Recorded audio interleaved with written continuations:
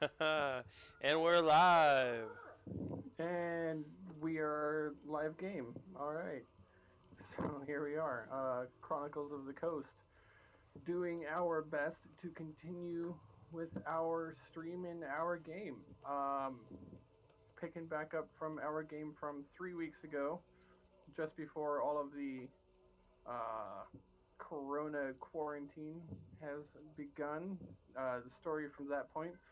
Let's see. We had our adventures. You last left off on the road to Hammer's Rest. On your journeys, you came across a few things, but for the most part, as you were leaving behind the town of Fiolta, you came across a small caravan. There was an Indrust human, humans with dark skin tone, very swarthy. He had a shaved pate, leading a cart across the snowy roads on his way to Fiolta as he was traveling south to um,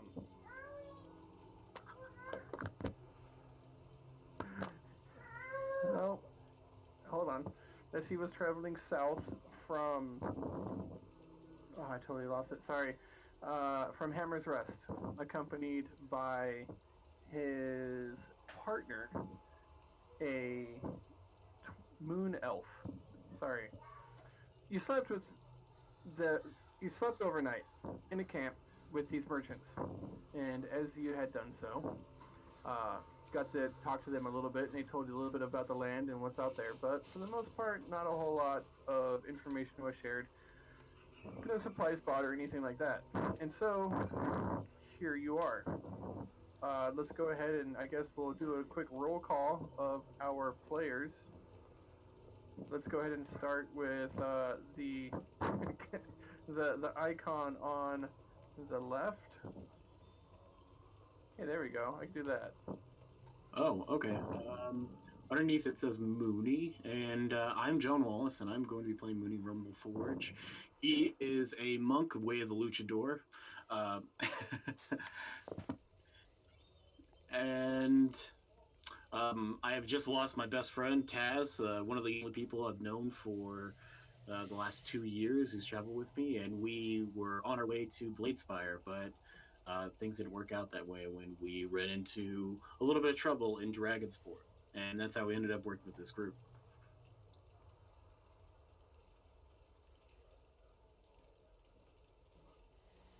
Next is Nakma. Tell us a little bit about yourself. I'm Rick Taylor. I'm playing Nakma, Barbarian Storm Herald of the Sea. A couple of things about myself. I like to do hand puppets when no one's around. And for good blood circulation, I like to stand on my head. Thank you very much. I'm glad to be here tonight. And that brings me to Ember. Ember is a dragon turtle of a moth. He's a light cleric, follower of Agapalasia. And Ember just wants to go where his lord may take him and do as best as he can while he's there. So far, he's getting used to this group. He really misses Taz, though, for the conversation.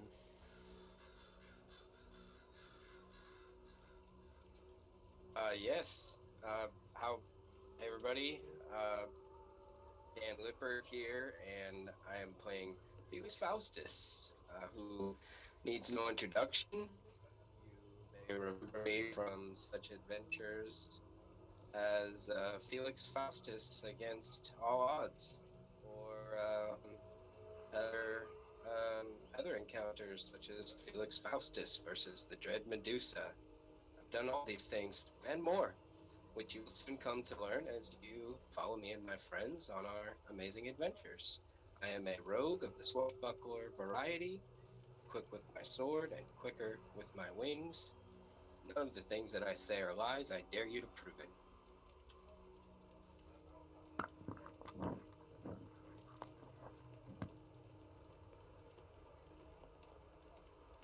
Anything else?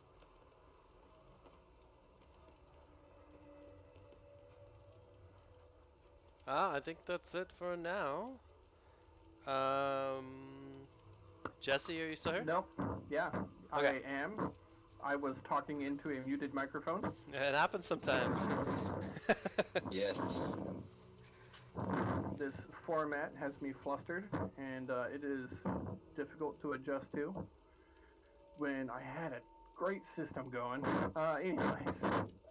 We also, the party is accompanied by a wizard halfling right now by the name of Thaddeus Thornbranch. Thaddeus kind of appeared out of nowhere. A book had opened on the road, and out plopped this halfling, face down in the mud, standing up. Quickly, not quickly, took a moment to realize that his clothing did not materialize with him, and so he had to take care of a few things. But he's on a personal quest of his own, trying to find out a flaw with the timeline. He knows something's wrong, and he knows that it has something to do with you. However, so far it seems like he's come to the conclusion that you are not the sole cause directly. Uh, does this work if I do this button here as a handout? How do I make this? Let's see, all players, save changes. Wait, what's this button do? No? What's this button do? Did that work? Push the red one. The red one. Nope, you still don't see Thaddeus or any information about him, do you? Yeah, I have access to his character sheet. Well, I mean, like, it didn't pop up, correct? Hey, that looks like a certain Neil Tyson. No, what's his name? Did it, There you go, Lemon. Neil Patrick Harris. Neil did it Patrick show Harris. up Thank now? you. Yes. I think. Okay. Thaddeus cannot remember much of his past, just standing before a monolithic deity known as Primus. Anything before that was useless. Primus has tasked him to travel time and a realm to prevent, repair, or enact an event. What event? It did not matter. Only that he complete his task, and complete his task he shall. That is Thaddeus. We can close that. Anyways. Alright. You awake the next Your, day. Your mic's a little close, Jesse. Yeah. Got it. Lots of mic breathing happening. These are supposed to be secret communications between us for production value, but it's cool. Yeah, so you awake, have awoken. You awake, you rise the next day, and you find that, let's do a little bit of random rolling here to see how your day is going to go. Oh my god, I thought you were about to say they robbed us. I was gonna be like, those fucking moon. How do we know they haven't yet? Necrotic storm. Necrotic storm. Oh god. TPK. Yeah. TPK. Beginning so far in the morning, actually, unfortunately, a storm has rolled in during the night. It is not a magical storm by any nature, but as you have sheltered up, your companions, the Indruced human and the moon elf, have constructed some emergency shelter from the carts that they have, sheltering their steeds who pull their wagons and inviting you in to try to wait out the time. Come, close, indeed, join us. It is no time to be traveling in weather such as this. I wish to help them make the shelter stronger. How would you like to do that?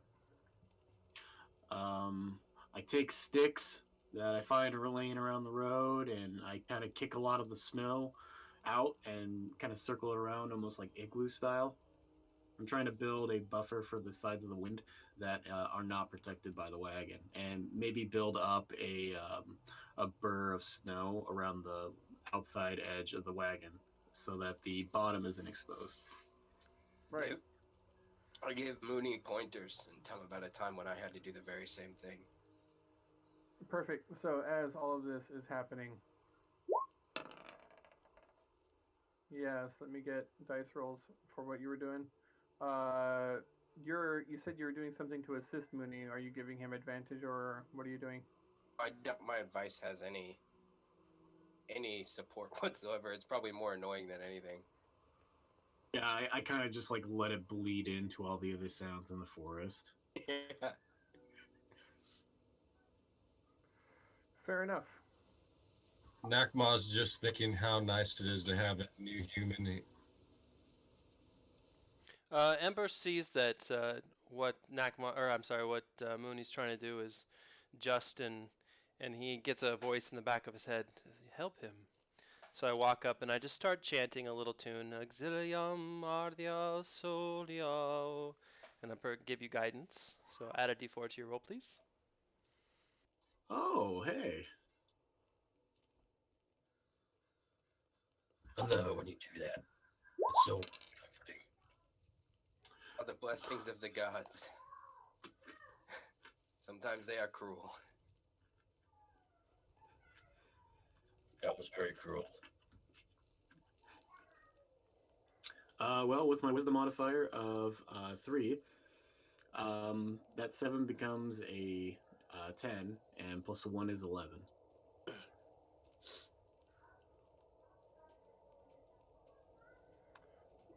Okay. Got it. And that was a survival check? Kind of a move snow check. That's all I'm really basically doing is just moving snow around the outside edge of the wagon. Fair enough. Fantastic pile of well-placed snow, Mooney. So as all this is going on, the human and the elf, they actually bring their wagons together also in sort of a V shape. They pull some of the tarp off that's protecting the goods on the inside and pull it forward and out and over, inviting the horses in.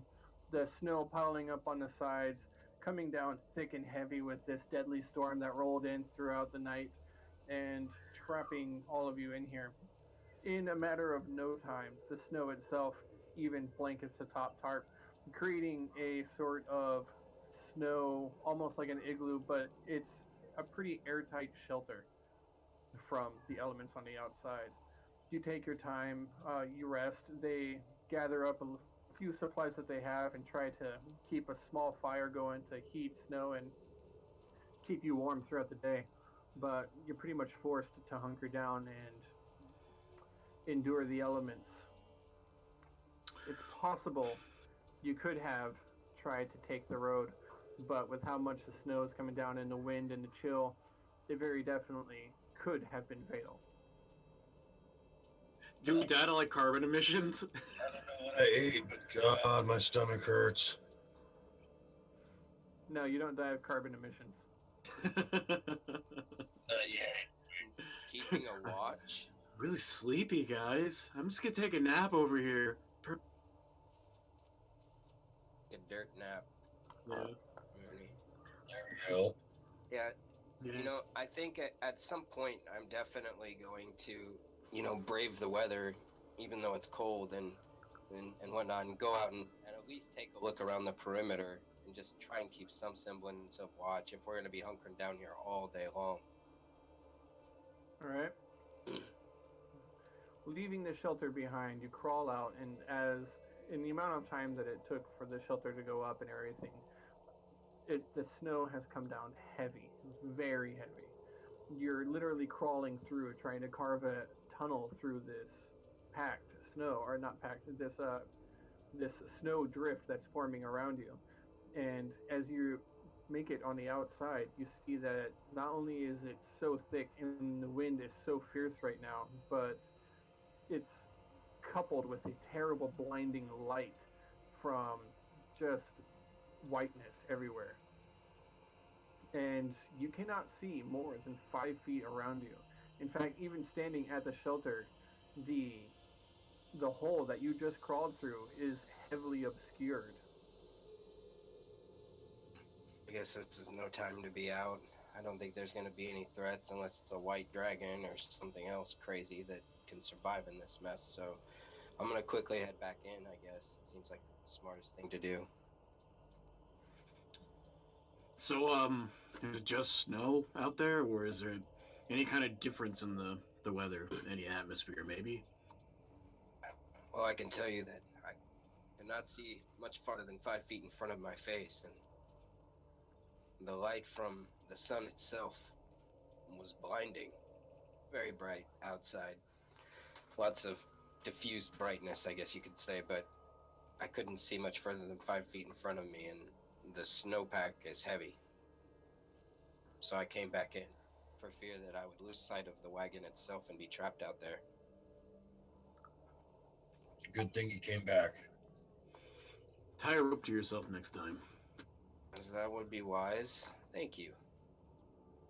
Great wisdom from the great lizard himself. No, it's an old mountain climbing tactic, you know. You probably don't have to do that because you're an Aircock. We don't do much climbing, unfortunately. Not a feat that we spend a lot of practice on. So, And Jesse, on the other at hand, any point in our journeys, have the skies been clear? We can see Yes. the stars. Okay. That's all I need to know. Thank you. You guys ever heard the story of the cliffhanger? No, I've never heard such a story from our lands. Well, the story goes that there was this guard of some sort who was living out in the mountains. It's his job to protect the pass. And these horrible, horrible sorcerers showed up with their dark magic, searching for some sort of treasure that got lost on the side of the mountain when their flying ship of some sort crashed.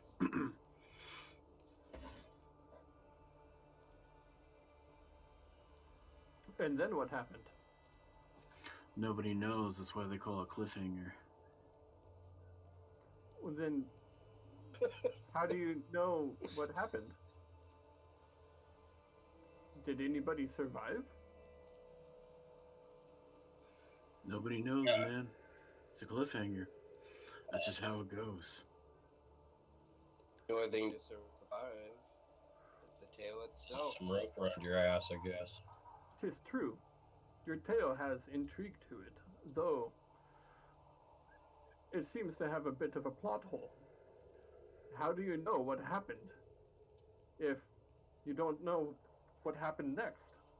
If It turns out that they had to send out some Zintarim, something like that kind of scouts, mercenary band of some sort. And they flew these ships over to try to help and find them. And I think some of the survivors are who are retelling the story. ah, you pass the time with stories, telling tales back and forth across your meager fire that you have, melting snow, getting water in you, doing your best to stay warm.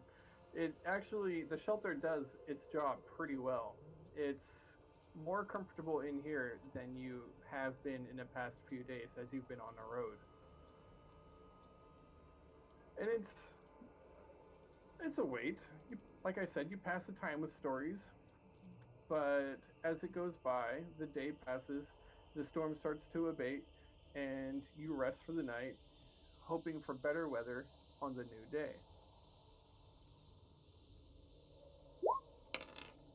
There's this one guy, and he turned himself into a pickle. Okay. Artificer type fella. Turned himself into a pickle. You heard the story? Strange stories that you have in your faraway lands. Damn near funniest thing I ever heard. Where we come from, we call him Solenia. Oh, that's good, man. I like that. As you rest the day behind you and the new day opening, you awake early morning to a fairly nice day by Fjorton standards so far. It's the sun's not even up, and dawn is barely breaking by the time you wake up, and you see that your companions are already loading everything up. Their horses are bridled into the wagon, and they're set to ship off and take the road again and leave you behind. The human and the moon elf make eye contact with those of you who make your presence known that you're awake and observing them, and they say, "Good travels, friends. Do not waste the day. You're only a half a day's journey away from Hammer's Rest." And they, with the reins to their wagons, and the horses begin plowing through the thick snow that has fallen the day before, and they are back on the road. Good luck, my friends. May the wind blow against your back. The day itself right now is completely overcast. It is gray and a bit dreary. However, there's no wind. The air itself is very still, and it's easy enough to keep warm once you get your muscles going. What would you like to do? I'm gonna go ahead and take to the air, and just try to get a view of the surroundings from high up, so that I can kind of get an idea of what's going on. And I'll probably stay up there and pace the party. And I'm just gonna kind of wait for their, I know they're gonna eventually take off, so I'm just gonna pace them when they, no doubt, take off for Hammer's Rest. Okay. As you make your way up into the atmosphere, the cold wind through your plumage, you're able to observe the skyline. As far as you can see, the storm that came through was a very powerful storm. There are snowdrifts everywhere. The road itself is nearly disappeared, if not for the fact that the road cuts a swath through the forest that makes it easily recognizable. But otherwise, even the walls, the retention walls along the sides of the road that normally mark it out have all been vanished overnight by the snow coming down. Cool. Anything else? How far away are we from that? The windmill. The windmill is a full day's journey in the other direction, I believe. So I can't see it from up here or anything like that, most likely. No. Okay. Well, Cool. no, because 200 it would miles, be right? small. It would be small, and it was about. It wasn't exactly a full day's journey, but it would be small and on the horizon, and you likely wouldn't really be able to make out the details. But from up where you are, you can't see that far away. You have Okay. the altitude. Okay. And I can't see Hammer's Rest from here either, right? You can see, you actually, from where you are, you can see a haze on the horizon of dark smoke hanging low. It is a substantial distance, but it appears to be a distance that is travelable by on foot. I swoop down. Well, everything looks clear, my friends. I don't see any approaching enemies or hungry yetis. Hammer's Rest does lie just off in that direction, and the road, from what I can see, seems clear. I plan to follow you all from the skies above. If you need me, signal me, priest, with your light show. Absolutely. Stay within range. Right? And so I do.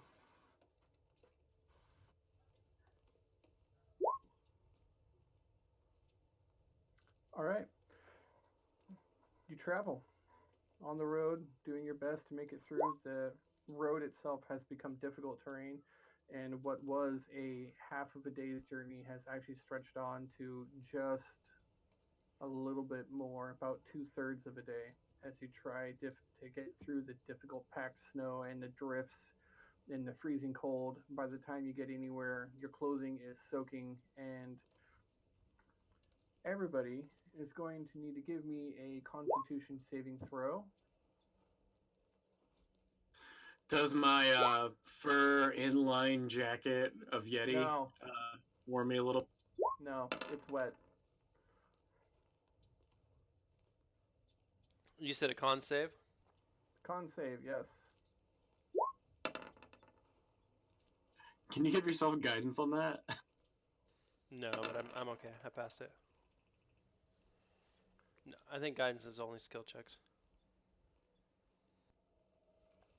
Yep. Yeah, First buddy. number is your check. First number, right? Yeah. Yes, your first number is the check that you make. Felix and Ember are made of some pretty hardy stuff, my friends. You may want to take some lessons from us on how to be constitutionally fit. Those of you who rolled under 15, Nakma and Mooney, because of the wet conditions in the melting snow as you trudge through waist deep snow along this road, it starts to take its toll. You're looking at 8 cold damage. Ooh, mama. Ouch. Wowzers. Holy shit, man. It's not even fucking that cold. Oh, I that's survived right. a snowstorm. Yeah, snowstorm in cover. This is a little bit different. You're in difficult terrain now. And I almost forgot about Thaddeus here. Is there any way I could like use Thaddeus as a shield or buffer or umbrella? He failed his save too. He's much smaller than you and is also taking 8 cold damage. Can I make a poncho out of him? As you look at Thaddeus down below, and being a halfling and small sized as he is, he's really just kind of a bald head with a pair of glasses sticking up out of the snow, doing his best to follow in the wake that you guys are carving through the snow for him. But even still, it's comical as how short he is in these conditions. Right, if I didn't know better, I would think that we weren't going anywhere. I can't see over any of this. Difficult terrain indeed. Ember kind of walks over to him and assists him, kind of putting one of his shields kind of in front of him like an umbrella. Very kind of you. Although I'm afraid that it's worse than that. The cold air and the soaking clothing is definitely taking its toll on me. Hey guys, I think we should just take a break and heat up. You take a break for food, rest, whatever you can, and Try to dry out. it is difficult for me to see, but which one of you guys here has the highest passive insight or passive perception? My insight's Mine is 15. 14. That's actually something that you can do on the Roll20 stream. Is if you know how to edit your name, you can add in your passive perception and your passive insight for me on there. Yeah, no problem. But for anybody who has a passive perception of 15, any of you? My insight was 15, passive. Your insight is 15. You notice that Thaddeus is sluggish. Actually, yeah, perception and insight. Sorry, go ahead. He's become a lot more sluggish. He's moving a lot slower. He's having difficulty keeping up, and you can tell that he is not doing well to the cold. The same thing with Mooney and Nakma. But we're not heating up or warming up at all? That the cold is, well, I'm not going to tell you that because this is just what you get with an insight. Is that, Ember, you notice that something is wrong with the three of them. Okay, and did we stop for a short I rest? thought we were taking a break. This is during your break. Okay, you've so noticed during this the whole time. I'd like to do a medicine check. Hold on. Well, is it all just open tundra, or are there trees, or any kind of shelter to warm up? Tundra is actually an area that has almost no snowfall. So I'll make a survival check to see if I can find a shelter. This is a frozen taiga type biome. Heavy snows, tall trees. Maybe I'll get lucky and I'll find a dead tauntaun.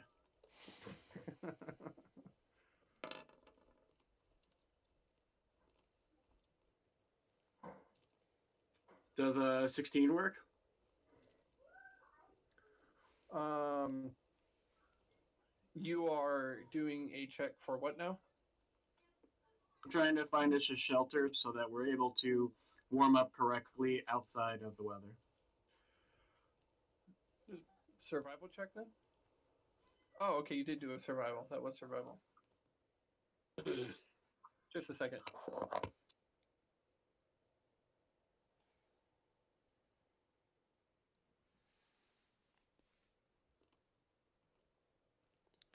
Well, I believe, Mooney, it's not a matter of the proper um, lodgings so much as you look to be affected by this cold in some other way besides just being cold. Mooney, your survival check. You shelter wise, there's not a whole lot around here that is an immediate shelter. Although you see that there are plenty of trees, and some of the larger trees have enough branches splayed out that they've caught a lot of the snow drift, and you can find ground to sit on that is not immediately covered in snow. Oh, Is no he? way. I'll Is dig a pit and in the snow, and I'll use it to cover myself. And like a giant Idaho fire, I'll use any of the branches I can find and put it in the center of this pit, and I'll try to warm up outside of the wind. that is going to be very time consuming, but you can certainly try. I believe I got an that hour and claws, don't I? you're not going to benefit from any kind of rest. Ember, you were doing a medicine check, correct? Yes. Let me have your roll for that, please. 24 is the roll. Uh, yeah. So you notice that Mooney, Nakma, and Thaddeus, because of the wet clothing, they are losing exponentially more warmth out of their body than you or Felix. Particularly Felix, since he's in the air. So I don't even know why I had him roll. But um, with that in mind, you know that you've got to do what you can to try to warm up their clothes. Otherwise, you're beginning to notice that Thaddeus, his own fingertips, are kind of turning a very white, pale, signs that he is not getting enough blood flow to his extremities, and that frostbite is a very real possibility. Listen, friends, you're in very grave danger. We must get all of your clothes dry and get you protected and outside of this weather as soon as we can. Okay. We need a I'll use. fire Yes, soon. yes. I can start fires, but we need something to burn, and we need you out of these wet clothes and somewhere safe. Look around. Is there anywhere else we can get out of this weather? With Mooney's survival skill, for the most part, all you've really got is this tree. Otherwise, you can attempt to try to push through as far as you can and hopefully get to some sort of shelter in a village or even in the town. Or perhaps you could think of something else if you're Hey, creative enough. Nakma, cut down this tree. Nakmod is actually going to look around and he's going to make his own survival roll and see what he can come up with out here.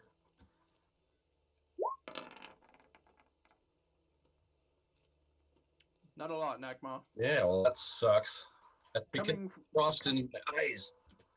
coming from the very warm climates of Minthios, you Yeah. don't know how to deal with the snow very well. In your mind, you're kind of thinking, well, if my clothing is wet, then less clothing the better. So I say we all strip down and we trudge on to the next town, which may or may not be a bad idea. Much does Thaddeus sweat?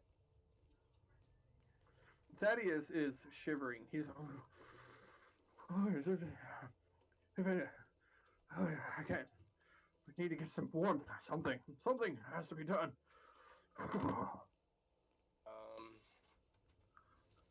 I mean, this guy, can he fly with me? Can we like wrap him up in a blanket and he can fly with me so that he stays out of the wet snow? What is your overall strength score? 12. I'm going to say no, you cannot carry him and fly. All right. Well, I guess if that's the case, then maybe we should really just press on, or I could fly ahead and try and get help as well, and maybe find somebody that can maybe find a wagon or something like that to get you guys. How big is that tree over there? The trees themselves are very large. Some of these trees are um, further around than Nakmal's arms can reach around, being the large minotaur that he is. Pretty substantial. Okay.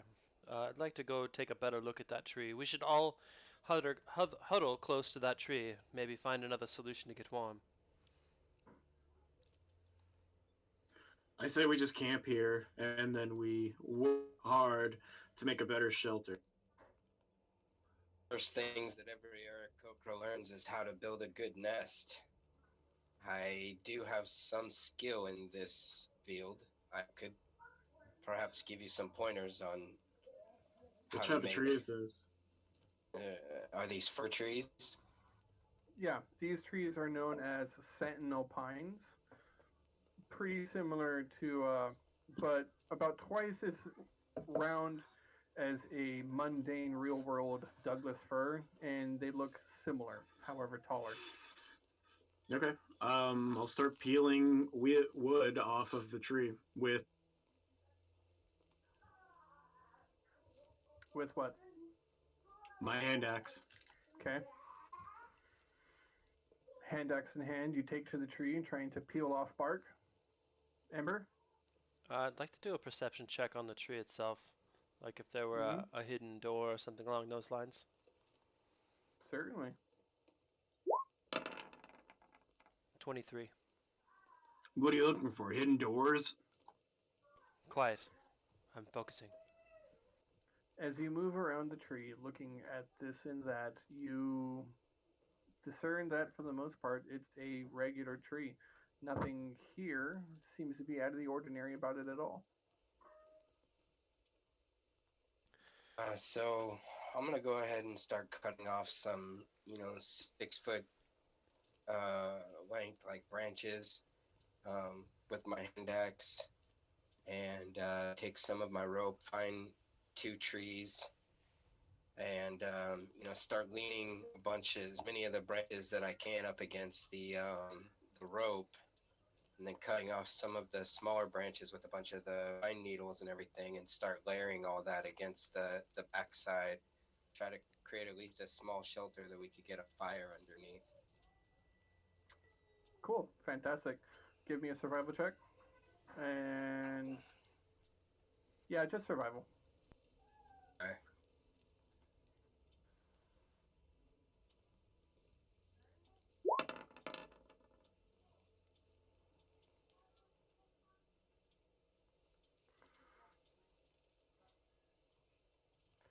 21. You make a substantial Sorry. you make a substantial lean-to shelter, enough for all of you to huddle under and attempt to get warm with whatever kindling or fire you might be able to get going. Yeah. Thaddeus already is removing clothing, back down to mostly what he was wearing when you had met him. I take the pieces of the bark and I'll try to use that as shelter around the outside edge of the fire. And I will use pretty much anything that I can find that's dry on this tree or whatever I can chip off in big enough pieces to start the fire. Nakma will pull out 2 torches and use those for the fire. Okay. That ought to help for a minute. We need more. Light her up, Ember. My hand. I'll keep looking for more stuff. I'm not, since I don't need to dry off or, really rest. We just rested. I'm just gonna spend my time helping to make sure that the little shelter can be as good as possible for these guys with my roll of a 21. I'm just gonna keep you know, patching holes and trying to make it as warm as possible, making sure no sparks catch anything on fire that shouldn't be, stuff like that. Certainly. Make sure my mic is turned back on. Yes, it is. Okay.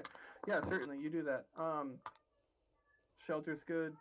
Ember, you're still perusing the area. Felix, you've got a lean-to going. Mooney, you're scraping up all of the dry bark and bits and pieces of as dry wood as you can gather from the inside of the bark.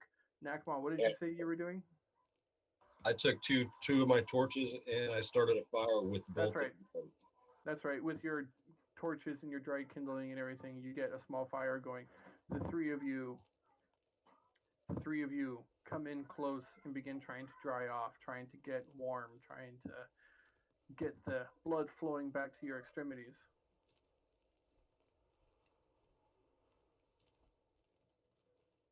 And On our clothes, our feet, our hands.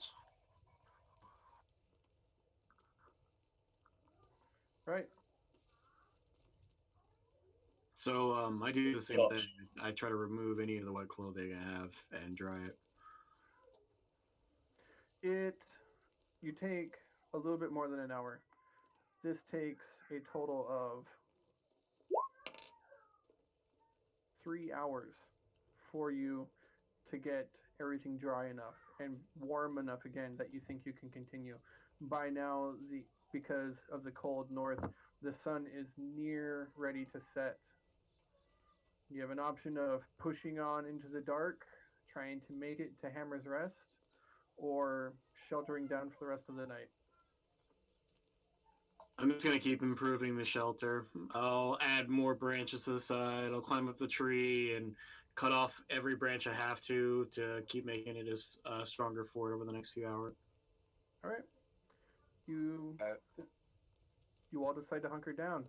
yeah. With the torches themselves burn out in an hour. 2 hours into your short rest, and you're already faced with the problem of finding more fuel. What do you do about that? Well, I assume while I'm taking off the branches in the tree, whatever I can't use, I'll put in the fire. And Okay. after I'm done shimmying up and taking all these branches, I'll come back down and start chopping. Okay. So, though the wood doesn't want to burn because of how green it is and how much moisture is in the wood in this area, it's a meager fire. You manage to keep it going. You rest for the night, and you hope that tomorrow is more forgiving. Let's go ahead and take a look at tomorrow. What have we got going on for tomorrow? Oh my god. These dice don't like you guys. Tell you what, I'm gonna re-roll that one. Okay. I think we can go with that.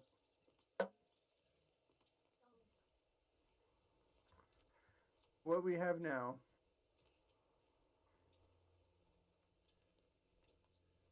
is, what did I roll? What was that? A 6? Okay, sorry. What we have now for the next dawn, the snow is coming down again. It's not a heavy storm. It's pretty mild snow. Your visibility is cut down by half. It makes it difficult to see when you go up into the air.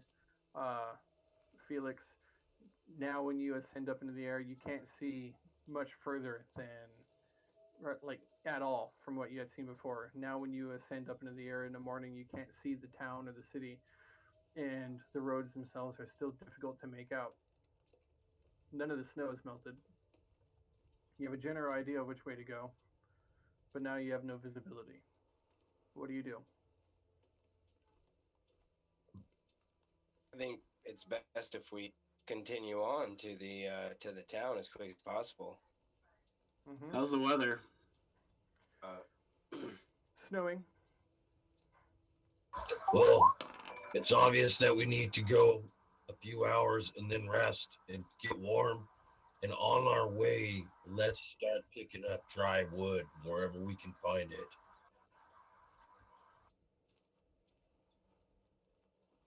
Man, I wish we could have bought like a cart or something, or some sort of dog sled team. We gotta keep an eye out for that kind of shit. Next time we get inside of his. It's not a bad idea. This is the pits. I feel terrible for you all down there. They can't fly. Yeah, God nice forbid it should sand, rain. Yeah, nice sand queen skin feathers you got there, buddy. Mm-hmm. Just rolls right off. Yeah, like water off a duck's back. Mm-hmm. Much like your insults. Okay. Keep moving. You keep moving. Ember, how you feeling?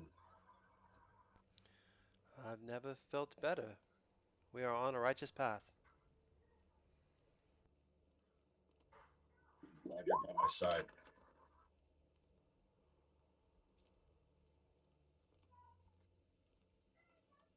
There's a sound on the air coming from the woods as you're making your way along the road, trying to get to the next town, trudging through the snow yet again. Immediately, the clothing, because not made for such thick, dense snow drifts, begins to soak after about an hour of travel, is when you hear the sound coming from the deep, dark under canopy of the forest to your side. And it sounds like almost like laughter, but sinister, diabolical. Not like any laughter that you are familiar with, but almost like a caricature of laughter.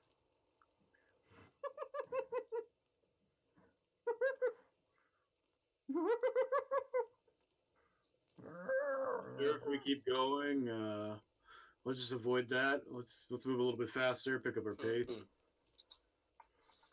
Do I hear this from above? No.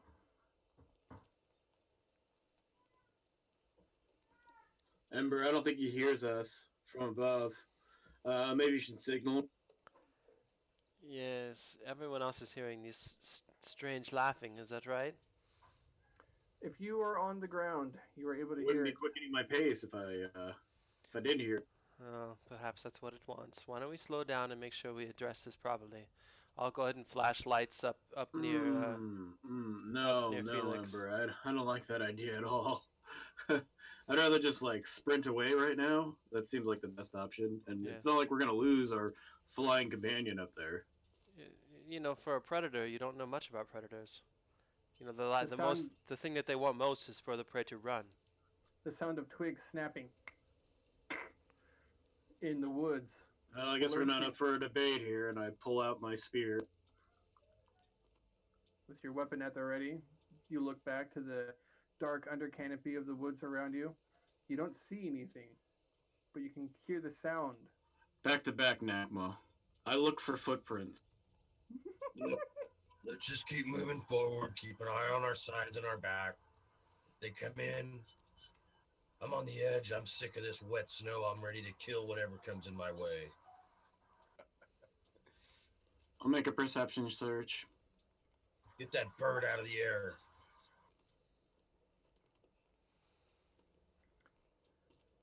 Perception search. Like, highway to the Danes. I'm like doing twists and aerial maneuvers. I'm really feeling myself right now. Seriously, fuck roll 20 and their shitty ass dice mechanics. The sound in the hills laughs in reply. So if I had to guess, like, it's hard because we don't have a map in front of us, right? Give me an intelligence check. Well, I'm just trying to think. I would like to try and narrow the location down to a 20-foot cube. Is that possible? No, Okay. not from where you are now. The laughter and the sound is still far off, and you can see into the brush and into the trees a pretty fair distance. Your normal visibility because of the snow is impacting that. So you could see a couple of 100 feet. about 200 feet. Hmm. And all around you, you can hear it coming from the forest to your back left, but you just don't see it. So all during this time, I'm like flying, obviously, but I'm not going to get too far away from my friends. So, what point do I realize that they have like become alarmed? I don't know if you Well, heard, but I flashed light spell up by you to get your attention. Oh, oh, okay, I think that does it. that'll do it. Keep in control. So Okay. this happens. I don't just automatically like come flying down. I like, I keep flying for about another 50, 60 feet, and then I begin to double back, and I, raise an altitude while I do, and just kind of start looking around the entire area before I start heading down. Okay. Are you doing a perception check? Yeah, I mean, I'd love to. Okay. Give me a perception search.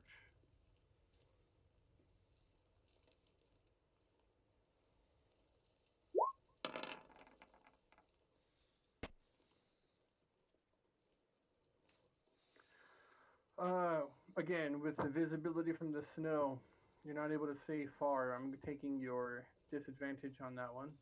15. As you get closer, you begin to hear the same sounds: snarl, laughter.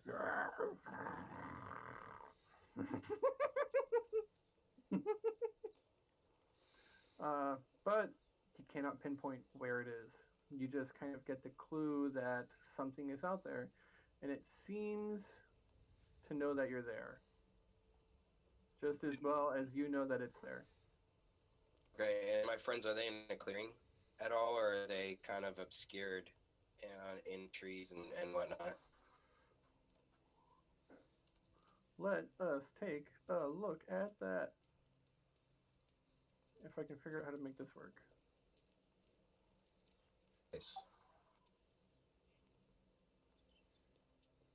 Um, no, I don't want that. How about that? Everything changed, correct? Yeah, we see the little ice river right now. Did. Okay. Oh, cool. Really cool. Said ice river right here is going to serve the purpose of a road. So, Treacherous. yeah, that's where you're standing. And you are. Did it move any of your guys' stuff? No? Okay, so we're just gonna go bloop. We got Nakma, Thaddeus, uh, Mooney, Felix. Huh, it changed Mooney. Ember, Felix. Mooney or Minnie changed. I don't know why. I don't know why either. I don't know, because Roll20 is weird. It also isn't showing any of your guys' stuff over it. Maybe I have to click and drag your guys' icons from the other one. It's a new map, maybe. I don't know. Such a strange platform. You changed my icon, that's why. I did that before you came back on, and I thought you changed it back. No, I can only change my avatar. I don't have the GM settings like you do. So if you want to change back the icon, just change the icon to the one that is on the uploads. It should be. Where did Mooney go? Mooney. I don't have that. All It's players, it says, can be Nope. edited and controlled by Mooney. Nope, I can't change the avatars. So the way you do that is go to the photo that you had earlier before of Mooney. That's like uploaded in your premium assets or your assets. Sorry. Throw that back on the map and then click on it and then open Mooney, click edit, and then choose the avatar that's sitting out in the field. I don't have that. Your old asset. I don't have it. It should be in there, seeing as how I uploaded the photo. You uploaded it when? Because I cleaned it up this like last night, and I deleted some stuff that I wasn't using. Ah. It's sitting on the Mhm. drive if you want to download it. not right now. Not really. You and your arch nemesis, the drive.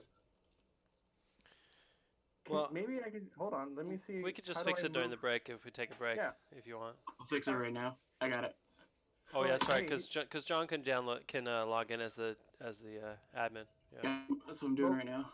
Okay, Go ahead. We might let's not- keep going. we might not have to do that at all. Because what if we just pop over here? Can I just? Because these ones are also all set up, like with your health bar and everything. So I don't want to set them all up again. Can I click this and like drag your guys' over to the other one?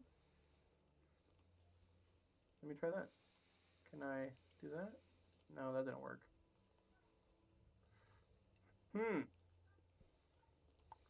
All right, Can I just I- uploaded the asset. It's okay.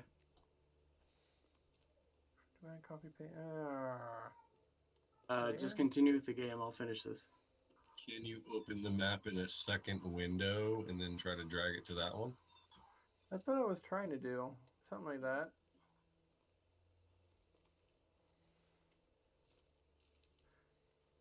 Roll 20. Your tutorial is not good enough.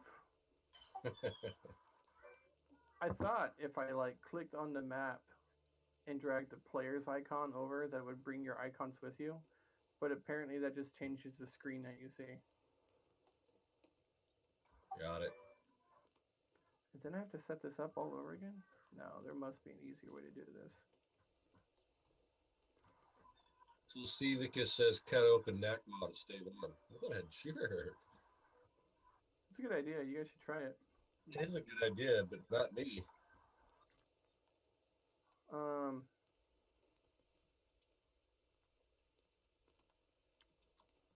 All right, it's all set.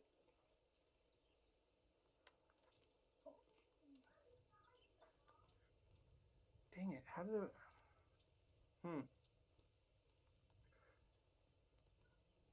We're going to drop that until I figure out how to work this a little bit better. I'm going to drop you right back over here. And what I'm going to do is I'm going to take this, I'm going to drop it right over. Oh, dang it. No, don't do that. This is the easiest way to do this, unfortunately, I believe. Here we go. Drop this right here. Upload, upload, upload.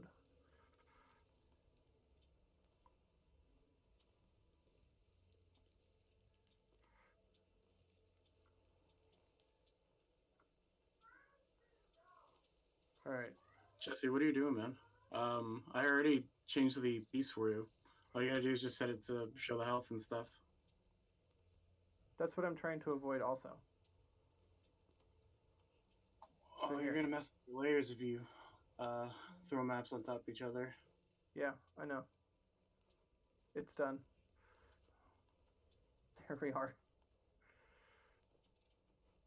Okay. Good job, Jesse. I'm making do with the tools that I have to make it work.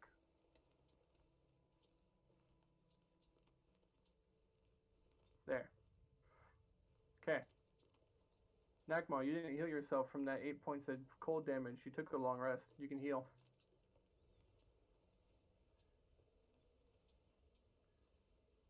Okay. There we are. Back to game. Disruption over. I only knew how. What? I only knew how to heal myself. You don't know how to heal yourself? If you click on your icon and go to the red, that's your life. You can just type in +8 and bring you back up to full. I did it for you. Thanks. Okay.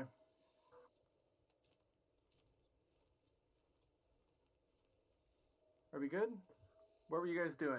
Didn't we have a check just a second ago? Felix was flying around. He did a perception check. I think you gave him the knowledge that he couldn't pinpoint, and you said that we were pretty sure that the creature knew where we were, something like that. That sounds right. Okay. Okay. I'm gonna go ahead and swoop down. Meet up with my friends. What Friends. did I do? As I'm sure you're all aware, there is a threat in the woods. What you may not know is that threat is certainly aware of our position. Perhaps we should simply wait for it to come to us.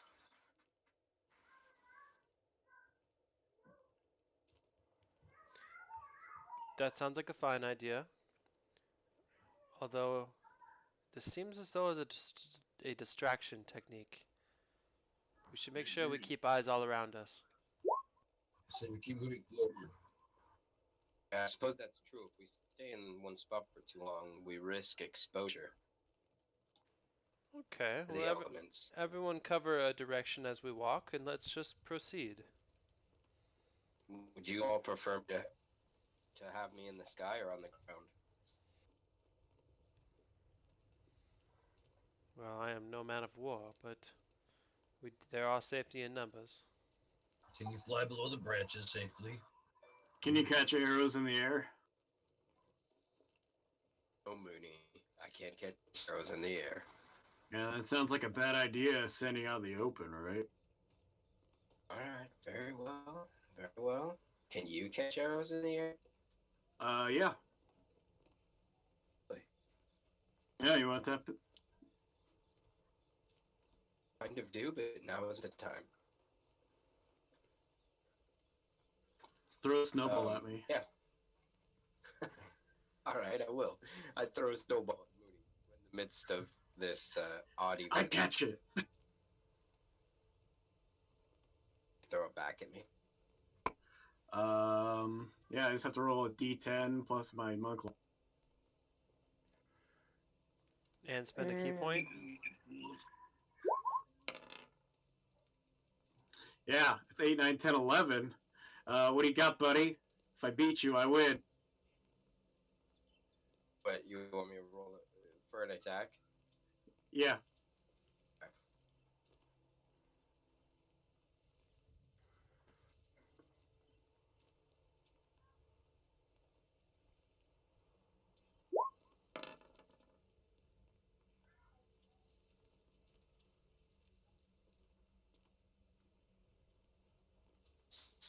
Right in your lips. Yeah, I try to- I think I see it, but he actually threw 2 snowballs at the same time. The second one just plows right in my face. Yeah, definitely. Ah, Throw 2 the snowballs. hidden snowball I throw- technique. It's I just throw legend. One under my wing and one over my wing. You're ambidextrous? That's right. As the snowballs fly through the air is when the two creatures make their presence known and they attack. Rushing from the snow drifts and from behind the trees, revealing themselves, are two weird, unusual, dog-like creatures. Oh man, snow. Weapons. Weapons in hand. Roll for initiative. Heck yeah, that's what I'm talking about. Oh, I guess everybody just rolls better than me. Oh, it's fighting time. I got a decent initiative. I'll take it.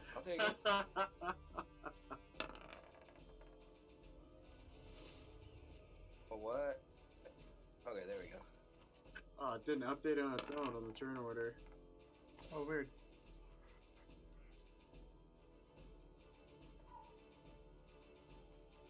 Did you guys push the actual initiative thing? Yeah, you did. Oh, okay.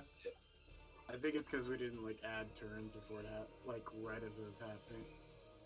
I got a warning that said you wanted to send the result of this roll to the turn tracker, but no valid token was selected.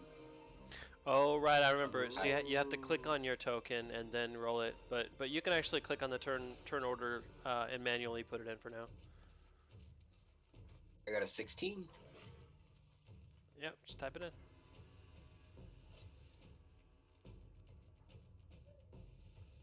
And And where is he?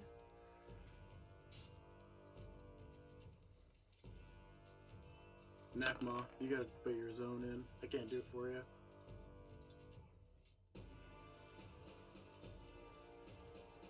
For my 1 in what? I got a 23 on initiative. Yeah, you didn't put it inside the turn order. I got it. Aye. Okay. So, Nakma is first. As these creatures come rushing out of the woods, weapons at the ready, they have their eyes fixed on you, and it is so at you that they charge.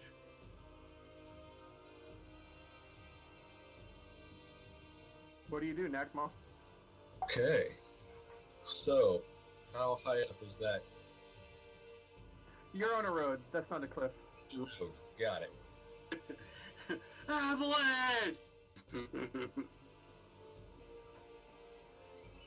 Oh, it's just like Cliffhanger! It's just like Cliffhanger! Well, Nakma's gonna say, It's about time something decided to die. it goes into a rage. Electricity surges from his body and his horns, and he moves 15 feet into it. Oh shit! He tapped that guy right there.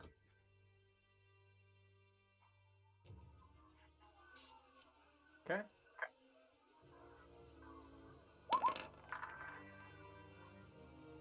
That's a hit.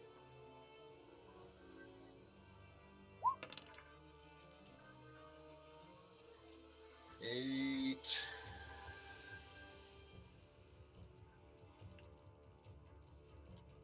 12 points of damage total. Plus, I will choose him also for my electrical damage. I believe.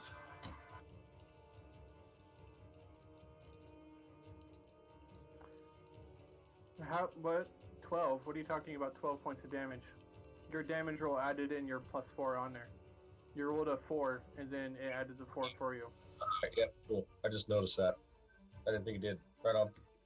It's raging though, so it should actually be more. Yeah, you'll have to add that in on your own. Mm-hmm. So it should be +2.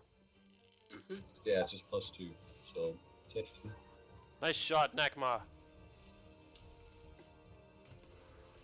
Running up, axe in the hand, you confront the first of these creatures, snarling, laughing at you, rage and murder in its eyes, and your axe strikes out and forward and pierces into its flesh with a sickening. What's the 2 for? Oh, I think that's his lightning damage. Yeah, I'm looking at it. Yep. Another lightning bolt of energy courses through you and through the weapon, shocking the creature as well.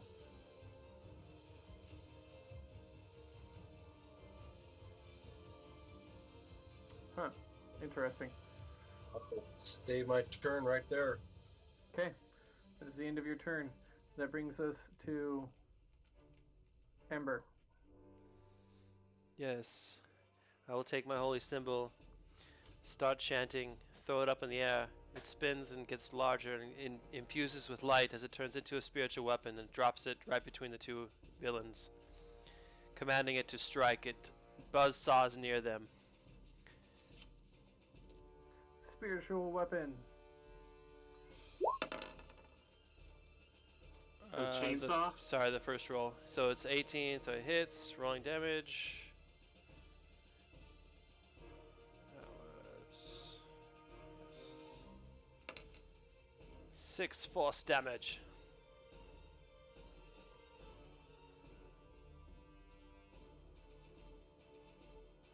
Six force damage from spiritual weapon.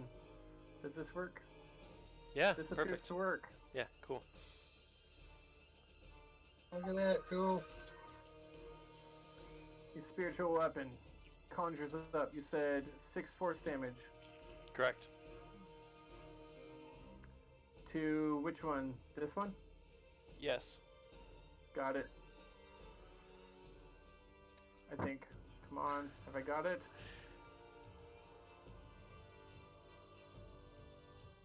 Okay. Yes, got it. All right.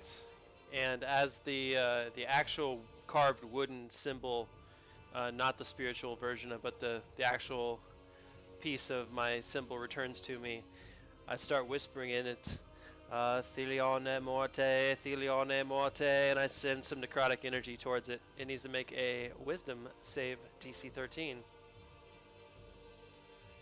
Ah, yes. I know what this is. Excellent. Fantastic. Wisdom save, you say? Oh, it I passed. don't. Ah. Bummer. So no damage.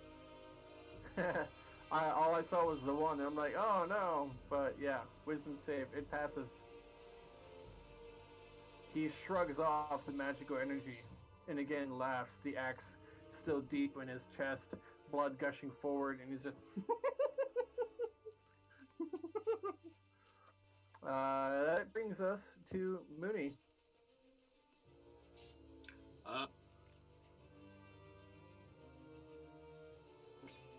I'm gonna run up to Nakma and I'm going to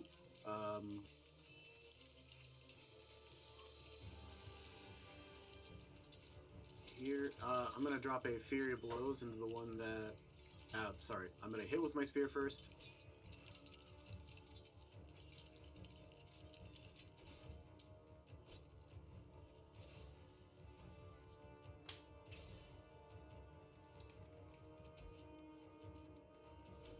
Nakma's free action snarls and smiles as he sees Mooney.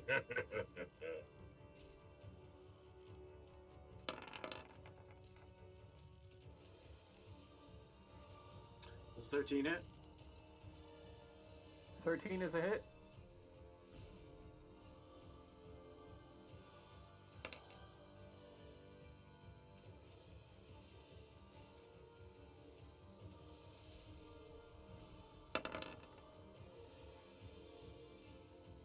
Now I'll drop my Fury of Blows and with my bonus action. Does a 10 hit? 10 does not hit. That is 5 fist damage.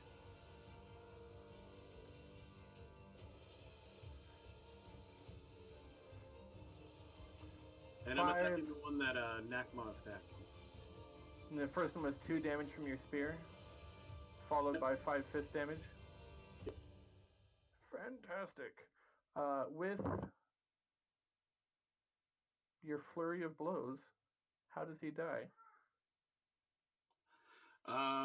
When I hit him with the spear, it lands in his guts, and then I turn around and I back fist him with my first fist. And as I bring around the second one, it misses. But it looks like it's because it missed was because he was falling down unconscious. I do not. Okay. Blah. Oh my gosh, what am I doing? Sorry. I hit the wrong button and I played all the music at once.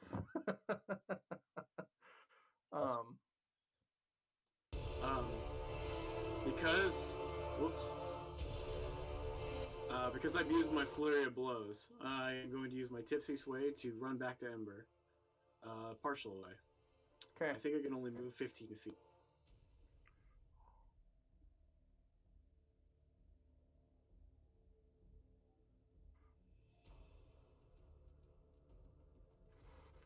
Get you some dead body tokens, Jesse.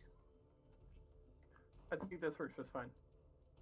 Jesse, you can mark them if you click on the symbol next to the, what is it called? The gear.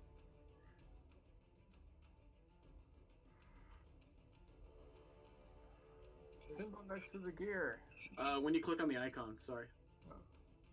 I see. I see. Fantastic. That is the end of Mooney. This brings us to Felix. Okay. Felix. Let's see here.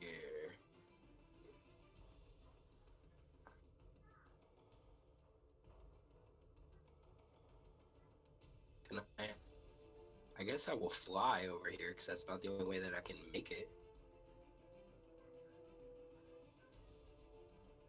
And I'm gonna make an attack roll against this gentleman.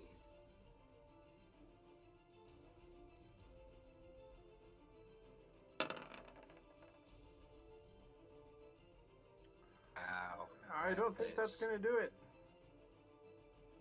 impressive. Okay.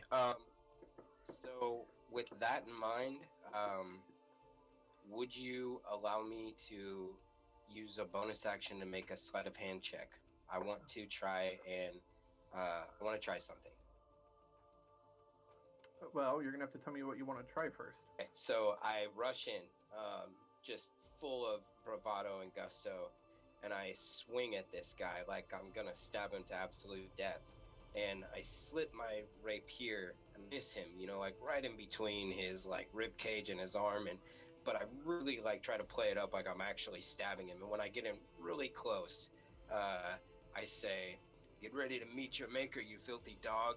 And I try and use my bonus action to slit my grappling hook on his belt or something incredibly sturdy that I may notice in the few seconds I'm up against him. Oh, I think that kind of falls under the rules of almost like a grapple. Okay. So can't grapple as a bonus. You know what? Let's just see what happens this one time, and I'll say yes. Okay. All right. Go ahead. Right now, I'm doing it. He's got Tavern Brawler. A 7 total. That's not great. You attempt to slip a grappling hook through some of the leather straps of his rotting clothing, of his rotted leather armor, and as you do so, it catches one of the straps, but only enough that it snares at it and kind of jerks, and the strap itself pops at the buckle, and you successfully manage to drop the rotted leather war kilt that he's wearing, but he doesn't seem to mind Whoops. so much.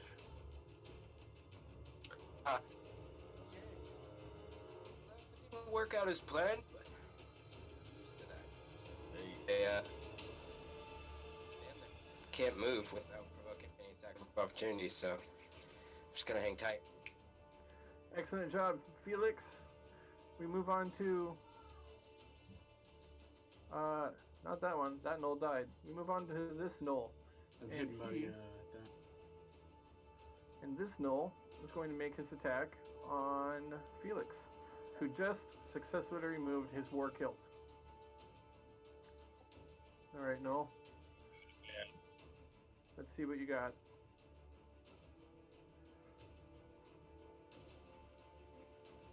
He's going to go ahead and attack with both weapons.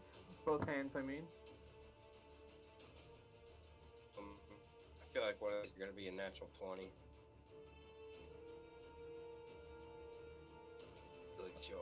Because finally run out. Oh, that's really high though. Why, dude? Why? Is it a natural 20? That's a natural 20. It's two-handed. Oh, Yes. That is a 20 plus 4. I literally on the just roll. called that. God dang it, man. Okay, great. Oh, wow. Wow, dude. Still standing? 16 piercing damage as he pushes forward. Is that right? Yeah. Yeah, I did the crit. Okay. As he takes the spear and pushes forward and thrusts it into you, your rapier still swinging through the air with your bit of grandeur, and he seizes the opportunity. You exposed a vital link through your armor. It skewers you through the lower part of your abdomen. The spear protrudes out the back, blood dripping from it, snarling in his eyes. you see the flash of hatred and demonic madness in this gnoll.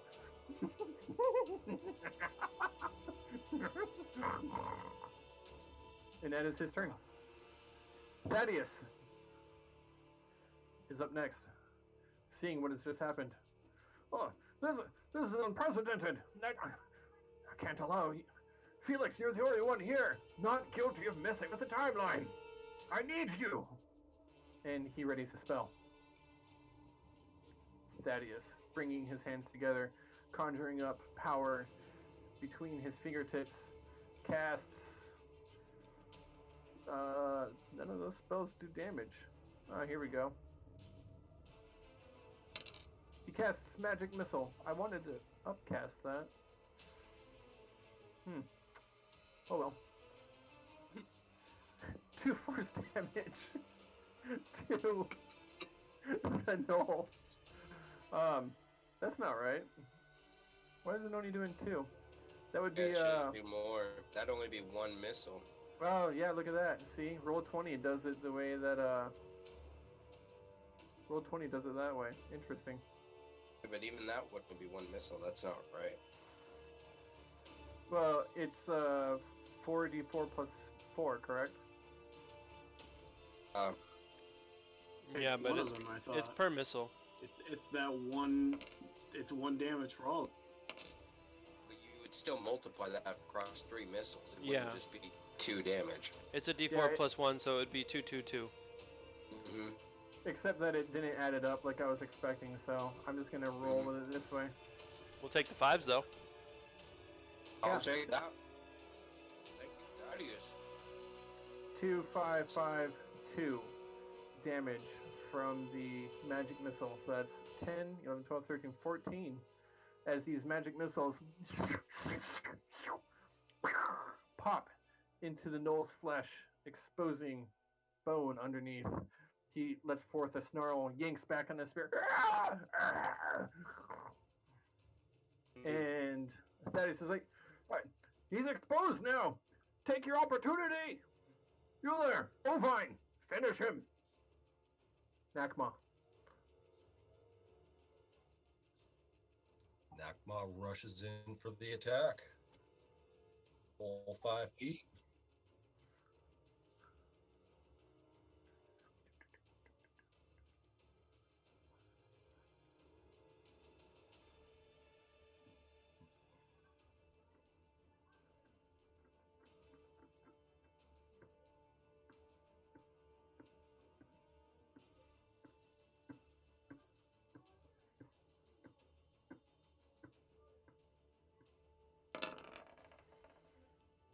There it is.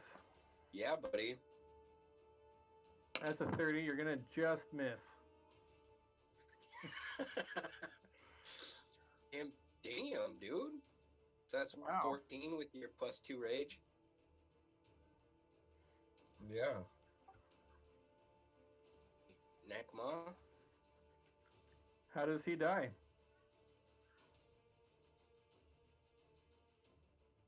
All right. Nakma What's takes his quickness for this 5 feet forward, raises axe in the air with all his might, angry at this cold weather and being wet and everything just going through his mind. Just embeds his axe into the top of the skull, nearly severing it in half, actually getting it stuck. Cleaving into the bony skull of the gnoll, and it sticks there. The hard, demon and magic infused bone of this gnoll clutches at the skull, and you give it a yank, and it's a sickening. It finally gives way, and the gnoll collapses face down into the snow. Yeah, well shot. Well shot. Nice work. Let's eat. Felix, are you I'm not okay? doing Are you that. going to make it? Barely lost a feather, my friend. Perhaps the focus on nimbleness and escape is better served for you in the future. The spear out of my back. I'll be fine. But yeah, I think I have like what 6 hit points or something like that left. Oh, you didn't subtract it from you, did you? Oh no, sorry. It was 16 damage you gave me. So yeah, you're hurting. Yeah. That was an excellent display there that you did, Felix. Quite fantastic. I must say, I'm impressed. Why? Hey. I wish I would have had 12 men just like you back when I was trying to fix the quantum timeline in the Betelgeuse system. Let me tell you, those were the days. Oh yeah. Beetlejuice. there used to be quite a bit more of my people. I'm one of the last ones left these days. Blood's just like gushing out of this spear that's protruding from spear wound that's protruding from my back. I must say, it's absolutely amazing. I've never seen anyone attempt to disarm a gnoll by catching the spear with their body. And the way that you managed to shift your organs to avoid mortal damage, quite remarkable. That's right, this old heart. Here, I keep it on the left, and then I pass out. Looks at all his friends and says, "Good job, guys. Good job." I check on the knocked out Noel. No, they're dead. I did non-lethal damage. Did you? Yep. Oh. I didn't hear that, but okay. We'll say. He said fist damage. I guess Oh, that it's is- non-lethal. Fist doesn't mean non-lethal. I said non-lethal. I believe you. I just didn't hear it. I was probably reading something or doing math. Math. Did he die from the cold while I was looking away? Do you want him to? If it makes it easier for you, yeah. No, you can do whatever you want. If you said it's non-lethal, then you tell me what's next. I'll take what rope I got and I'll tie him. Okay. You tie up the unconscious Knoll. Passed out from the non-lethal damage to the skull. Now what?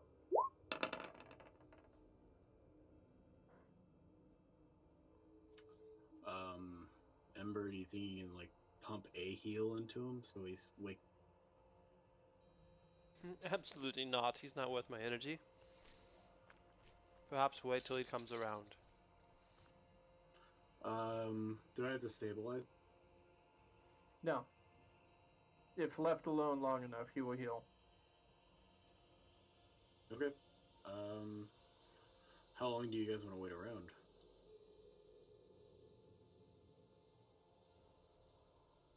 Oh, what I mean, what are we waiting for? Well, I'm waiting for this Null to wake up. I was gonna ask him some questions. You wish to question this Knoll.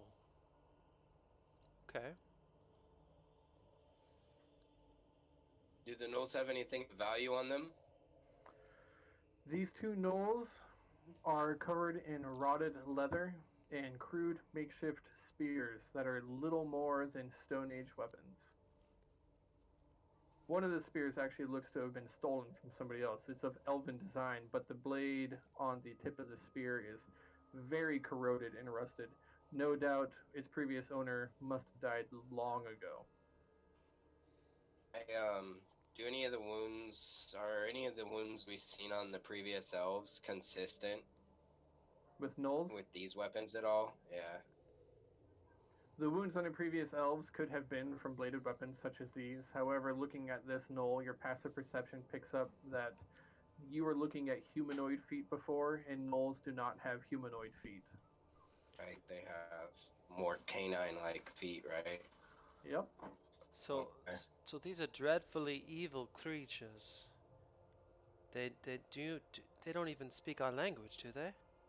Did you speak to it before? No. But why would you think that they do? I don't know. We haven't spoken to it yet. We attacked before it did. Well, only because we were faster.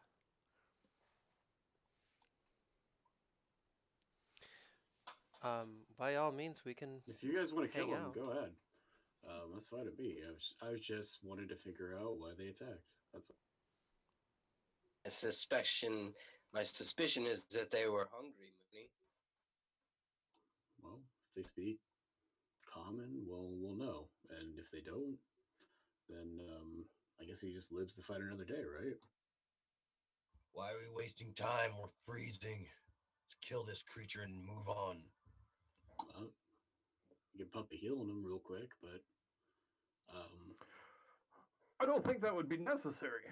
If it is that you wish to know what's going on in the minds of these gnolls, I think that I might be adequately equipped to do so.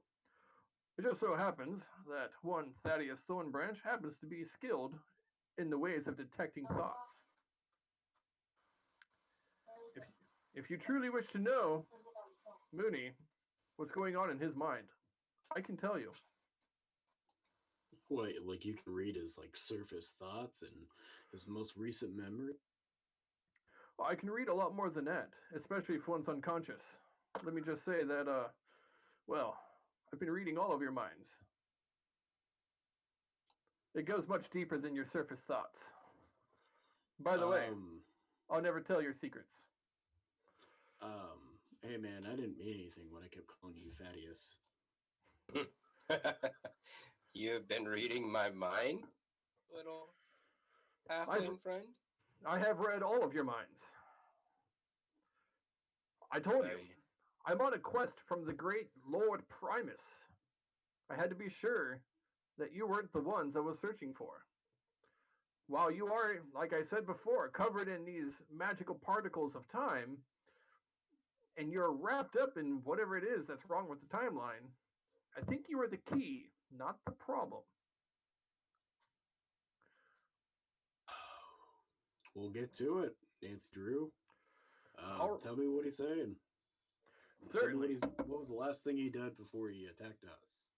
He gets down on his knees and starts conjuring up magic, and blue runes encircle around his hands. His eyes kind of roll back, and light emanates from his head in all directions like a magical blue aura.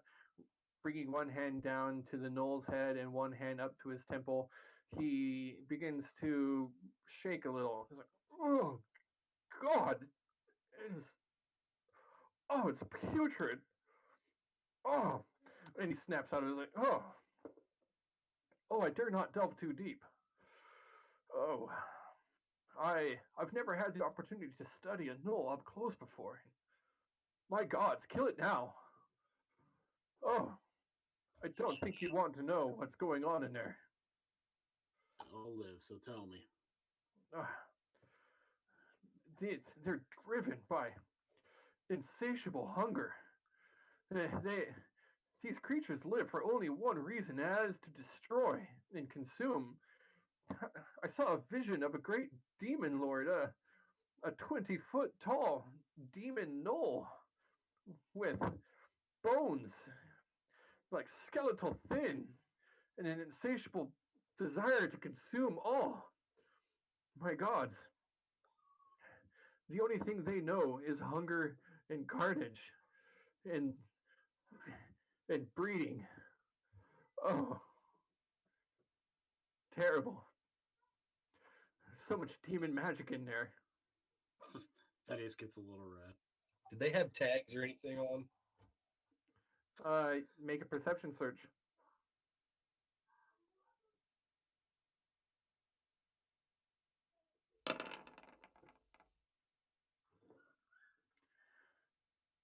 You do not see any tags on them. These are abominations. There's nothing natural about them. My gods, kill it now, or I will. Okay. By Primus. I pull my spear back, and as I look it in the face, I say to it, "I pity you, creature. I hope you find some sort of solace in the afterlife." And I aim directly for its heart.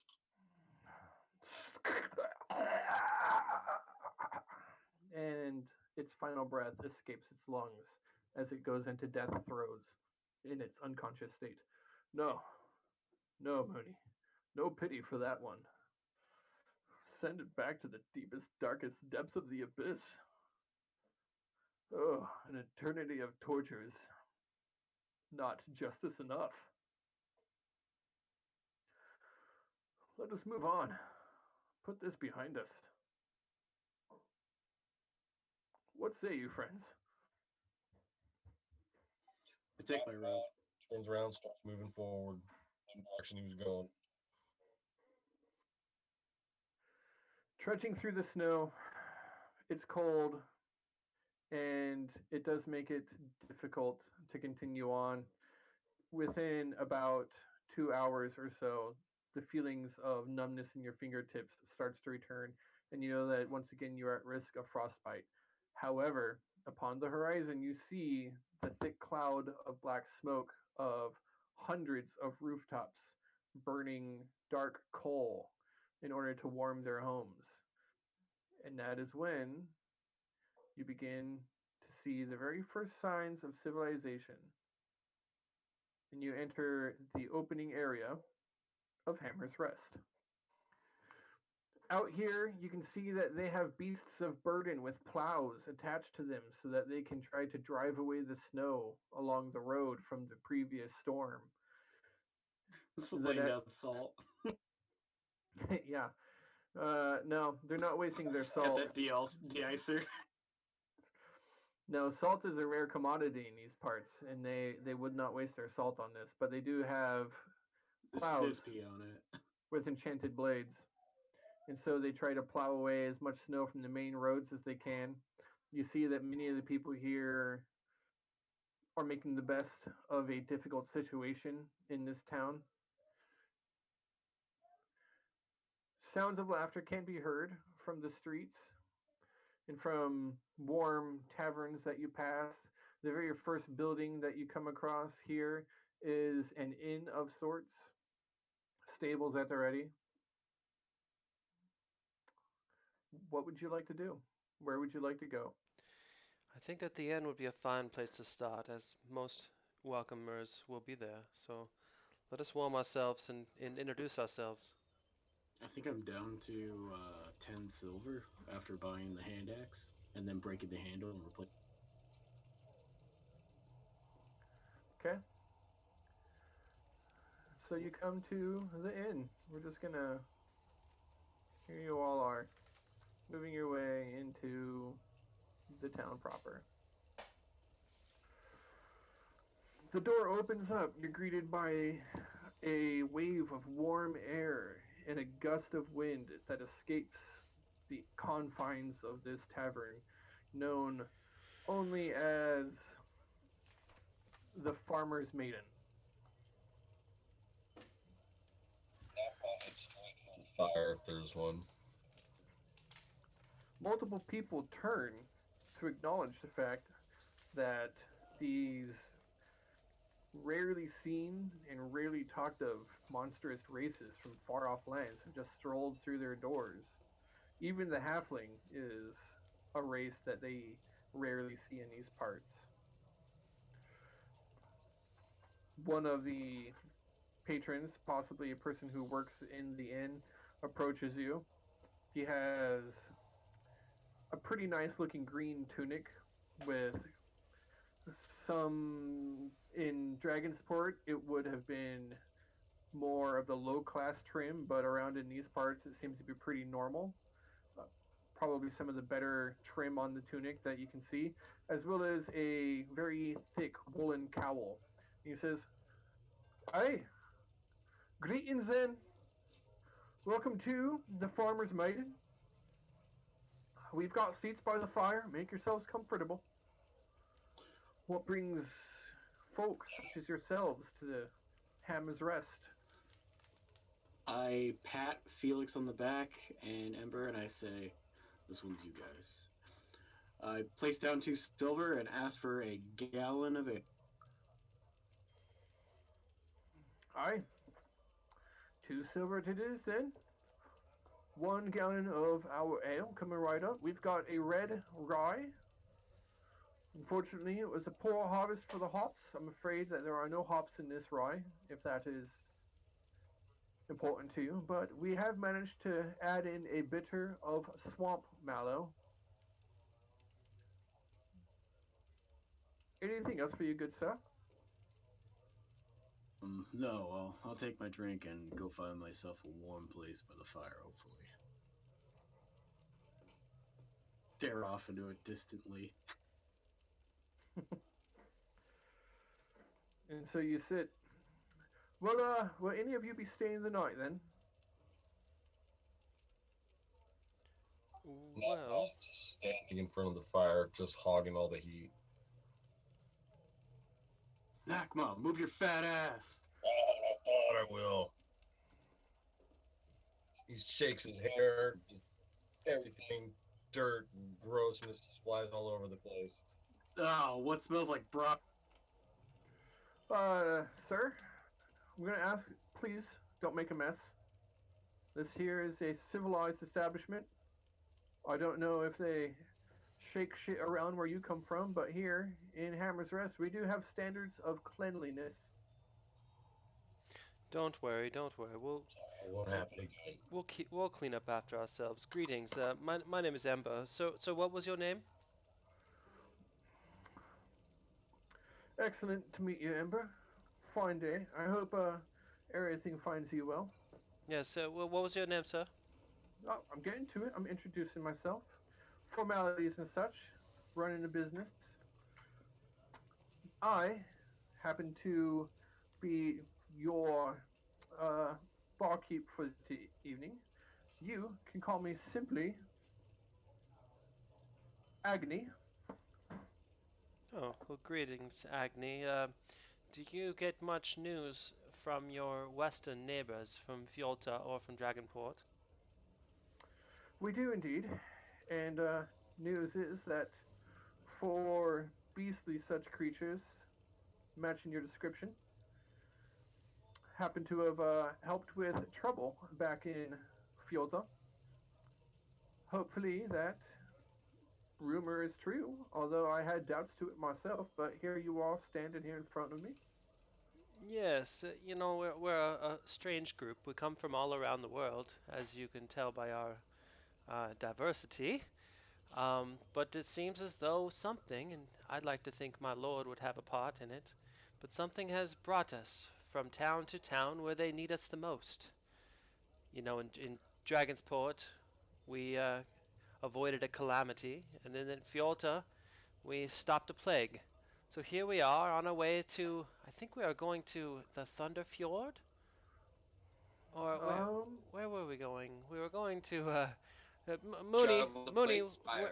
we're going to Bladespire, right. So we're on our way through. Kind of glare from back over by the fire. Yes, I go where I'm taken. I knew we were going, Moody. Right. Bladespire, you say? Interesting news then about that. Well then, you'll be needing supplies if you're going to Bladespire. Unfortunately, the road does not continue any further north from here. Okay. As it is that happens to be where Bladespire is. You'll see a path marked on maps, no doubt, but well, the endless void of ice in those timeless wastes are treacherous and have claimed many lives. Only the truly brave and truly prepared or the truly foolish ever make such a journey. Well, I have a saying that I do what I must what's in front of me. So here we are, we're in Hammer's Rest. Let's explore, let's find out where we're needed. You, sir, is there anything you need? What's the news here in town? Not much. Things are usually pretty quiet here in Hammer's Rest. Most business goes on in the mine, mining out what coal and iron we can. Recently, about 2 years ago, we uncovered that the miners had broken an entrance into an old dwarven crypt. Well, the mine owners and the Jarl had claimed the treasure that belonged to it, and now it's more of a curiosity. Although I hear that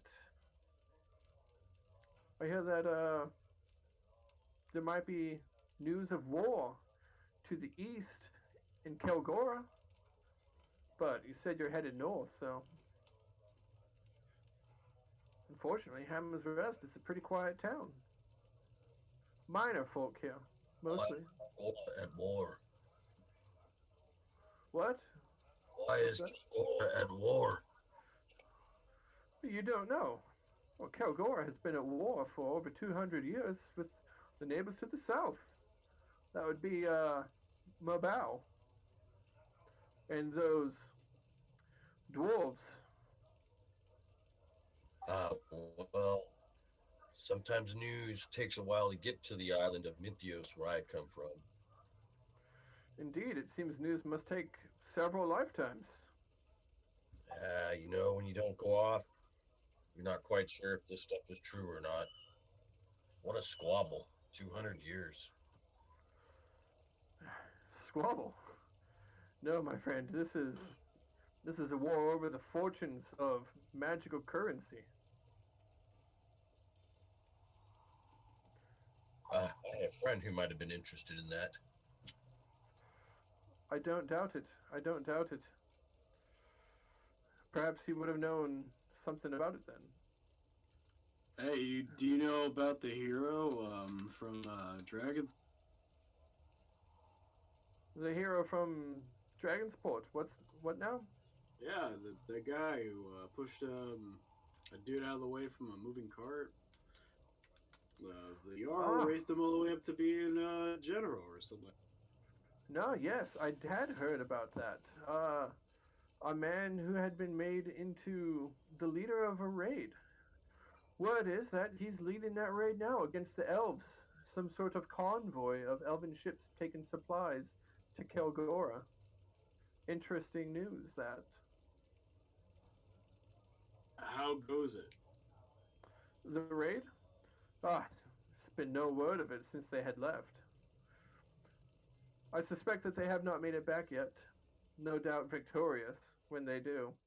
The elves, they'll never see it coming. Too carefully planned this time. This is out of game. I'm laughing. If we're laughing at a game, I'm gonna join you. So, how much would it cost to fill my wineskin? Oh, for that, simply another silver would do it. I What would you like toss to fill it in. with, I should ask? Oh yeah, what do you got for wine? Ale, and we do have some wine. Well, I'd like to fill up my wineskin with. With wine? I shall fill it with our finest wine, sir, known as Granzia. Oh sweet. Is there anything that won't turn into a lead weight and turn to ice? The water pouch is pretty heavy. I could trade you this, and I pull up the elven drink. Uh, interesting. What what are you offering that for? For whatever he needs. Beverage that doesn't freeze. What is it that you are looking for? Oh me, just trying to see if you'll knock off the price for this fine elven drink that's crystal white, and it was given to me by a very close friend. A fine elven wine of some sort, you say? Not not a lot of people buy such a thing around these parts, I'm afraid. And I think they call it snake juice. Uh, unfortunately, sir, I am not the owner of the establishment. I only serve the drinks here. Oh, that's fine. How much will it be? For what? I'm guessing Nakma, you're looking for liquor, right? Oh, is that what they call it? Yeah. Yeah, get you fucked up quicker. Okay, then. I'm I'm unfamiliar with this drink. It's spirits. You ever heard of whiskey or vodka? Something that won't freeze in the winter. No, my lord, I have not. I'm not a lord. Well, very well then. But you seem to be well traveled and educated if you know of these exotic tinctures and potions. Sorry, I didn't mean any trouble. I go back to staring at the fire.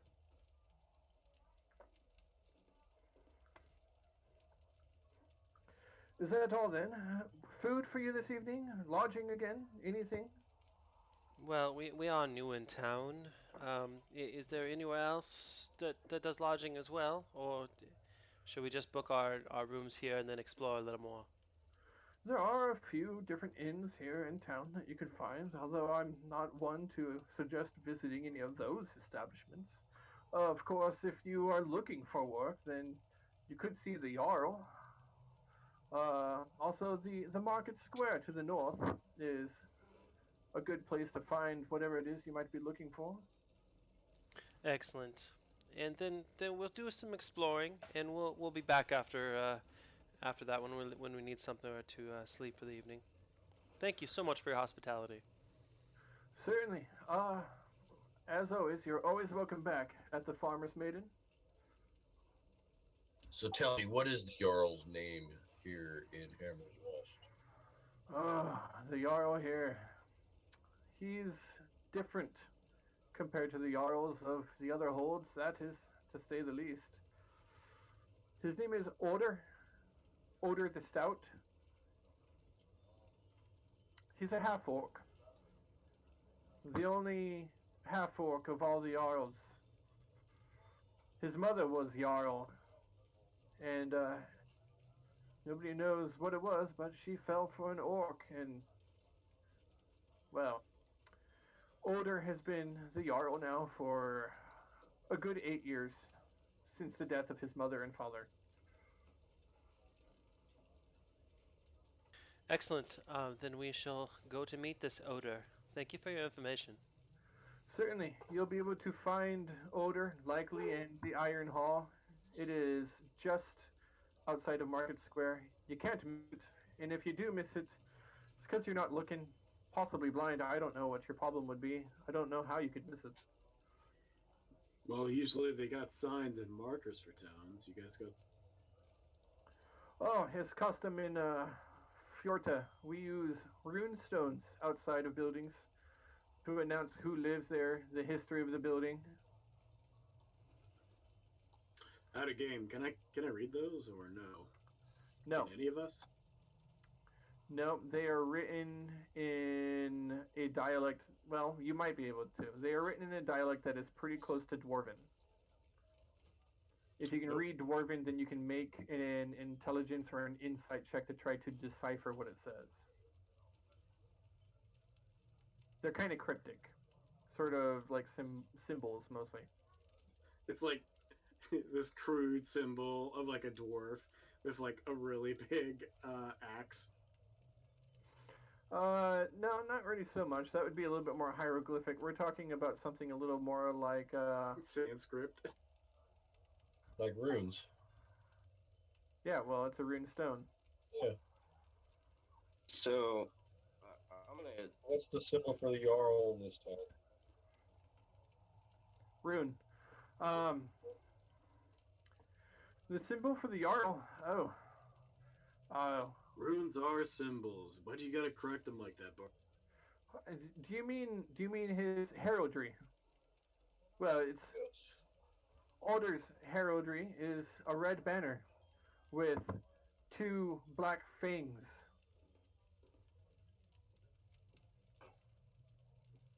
Sounds fearsome. Well, I bid you good day. Thank you once again. I can't make any promises. I'll have a room ready for you. If you return, I encourage you to book now, but I understand if you wish to see the competition. And how much are the rooms here again, please? I would like a reminder. And if you don't mind, pour me a drink as well. Certainly. 1 drink coming up for you, good sir. Yeah, I don't share. I keep my gallon of ale to myself. I understand, Mooney. Man's Mug of drink is personal. mug of Go ale, on. 4 copper, please. Very, very good. I hand over the 4 copper. And a room for you, sir. That would be 5 silver per guest. That's highway robbery. I assure you, my lord, it's not. We have the fairest prices in all of Hammer's Rest. So, out of character, does Felix know whether or not that's a high or a low price? Um, he knows it's actually pretty. It's pretty regular. That's Okay. pretty straight line price, run of the mill market for a moderate room. 25 silver would be what, like 2 gold? 2 gold and 5 silver. Right. Okay. All right. Well, Are we all fine with staying here? no. Well, why don't Or we do go we want to and look around? why don't we go and have a chat with this Odeur? Perhaps he'll give us lodging if we agree to some sort of terms. We have Yeah. been able to help every Jarl we've met so far, so there's reason to believe that this will be the same. Yeah, plus he's an orc. Oh, you Maybe what? he runs in the same crowd as Genesis. Good Yeah. barkeep. I will give you a I guess deposit interrupted of Jesse. a What gold was it piece over again? Sorry. Was to that build Nakma? enough rooms for us for a few hours until we get back from speaking with the Jarl. Very well. If you are not back by sundown, I shall take it as payment for the room, whether you sleep in it or not. Well, I'm coming business. back for that room now. Very well. You can pay now, and if you are back before sunset, then I will be able to refund your money should you decide not to stay. Here's the 1 silver Good. piece for the wine, please. Very noble. So the heraldry was just a red banner. Is that what I heard? I got interrupted. Two A black fangs. red banner, 2 black fangs. Thank you. Sorry. Okay, I bid you good day. Right. So long. Thank you for visiting the Farmer's Maiden. Aw. What race is Agni? The tavern guy, the not a bartender, the waiter kind of, the Just bar not be able staff. to hear anybody. Barback? Sure, he's just a human. Most everyone has been human in these cities. Fjorta does not have a whole lot of diversity. Alright. You see that this particular town, though, as you start making your way out of the Maiden's Daughter, and no, sorry, the Farmer's Maiden. Sorry. You make your way back into the streets, and as you're walking around, you do see that Walk out of her, I barely know her. there are dwarves in this particular city, more dwarves than you've seen in any of the other cities so far. In particular, a couple of them that strike your attention as different are some dwarves that have very, very pale skin and crystal blue eyes. Everything about them is very white. They blend in and have little contrast with the snowy area as it is. Well, that's Also, Oh, I was gonna say that's an unusual lot. Does anyone know what kind of dwarves those are?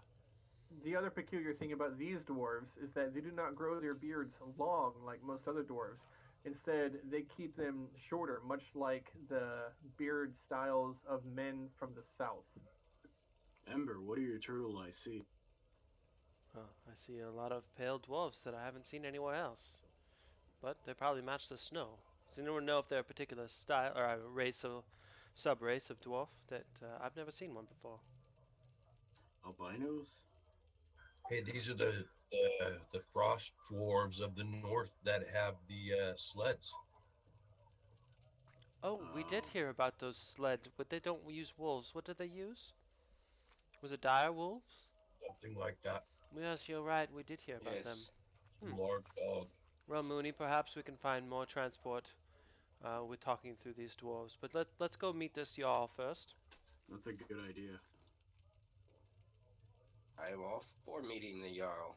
Perhaps, and I will be smart enough this time to ask for twice my weight in gold. Huh. Hey, Moneybags, you want to pay for our room for the night?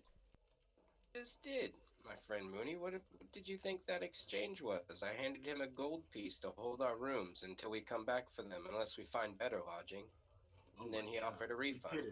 You paid a gold? He was asking for 5 silver per. Piece. That's Mooney. not even the full price. Mooney might find two. It's half of it. Let's let Ember do the talking, okay? Because I gave him half down. I'm tired. I'm cold. No, you're completely right, Nakma. I'm sorry, my friends. I let my mouth shoot off. Sometimes I'm just miles away. Ember, I trust in what you say, and Felix, try not to step on Ember's feet, okay? He's very knowledgeable, and he comes from old wisdom. Well, our primary goal is to get you to your monastery. This feels like a noble goal. It has been from the beginning, and it's led us in the right direction. That's Dragon's Spire, is that correct? No. Blade it's Spire. Blade Spire. Inspired. Blade Spire. Thaddeus, thank I you. always forget you're there. I keep forgetting that. Okay, Ember, you're Oh, slipping. don't feel bad about it. I've constantly got my nose in this book trying to work out the greater intricate mysteries of the universe. Imagine it's Now. like the Matrix. While I do think that we do need a rest for the night, I'd rather not dally here in this town for long. I can sense that this is not the source of the anomaly. Whatever it was appears to have gone north even further. Perhaps we just The anomaly in rest. order. What if we leave this Jarl to his fate for once? We rest Wait a- here for one night and move on quickly. Wait a moment, Felix. You said that the anomaly is moving north toward Bladespire. The only person we know that's moving in that direction is that. You That's know true. someone then? Someone who went north. Yeah, one of the survivors from the Genesis cult that we had to release in Dragon. Ah, of course. Why? While reading your minds while you were sleeping, I hadn't uncovered exactly what happened to them. I thought that you left them behind, imprisoned. You're telling me now that one of them is on the run? Yes, and in the original timeline, he would have most likely died. That's it. Yeah, they froze an ice piece. He must be the anomaly. His very existence threatens the very fabric of reality as we know it. We have to take care of this. I don't know. I still keep going back to the pie. I think it's the pie. The pie. I'm getting sick of murdering people. I'm not asking you to do anything. In fact, the blood doesn't have to be on anyone's hand. I just need you to help me get there. Primus will show us the way. Have faith. Faith. Joining the band. Until then, my friends, you are good traveling companions, but I must admit, you are still a means to an end.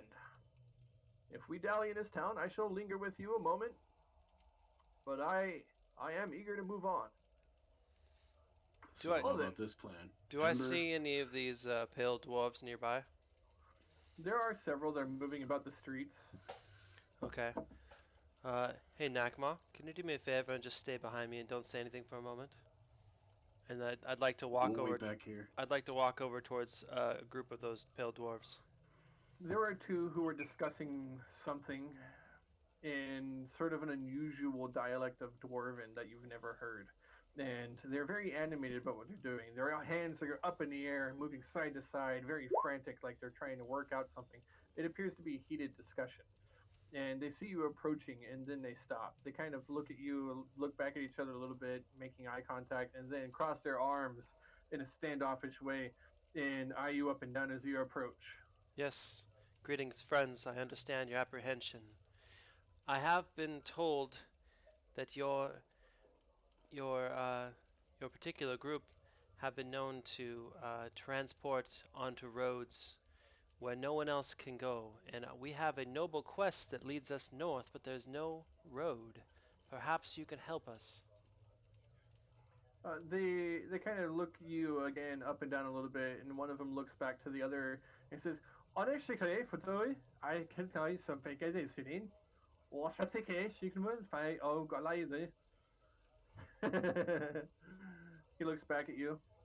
It's true then. Yes, we have ways of moving material. We would leave the town from time to time and traveling out there in the cold frozen snow.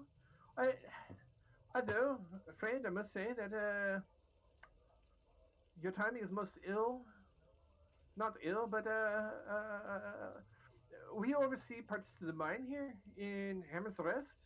Yeah, we don't do much of the traveling, especially to the north of here. The road is dangerous. Most people take a ship passage through the sea from Dragonsport.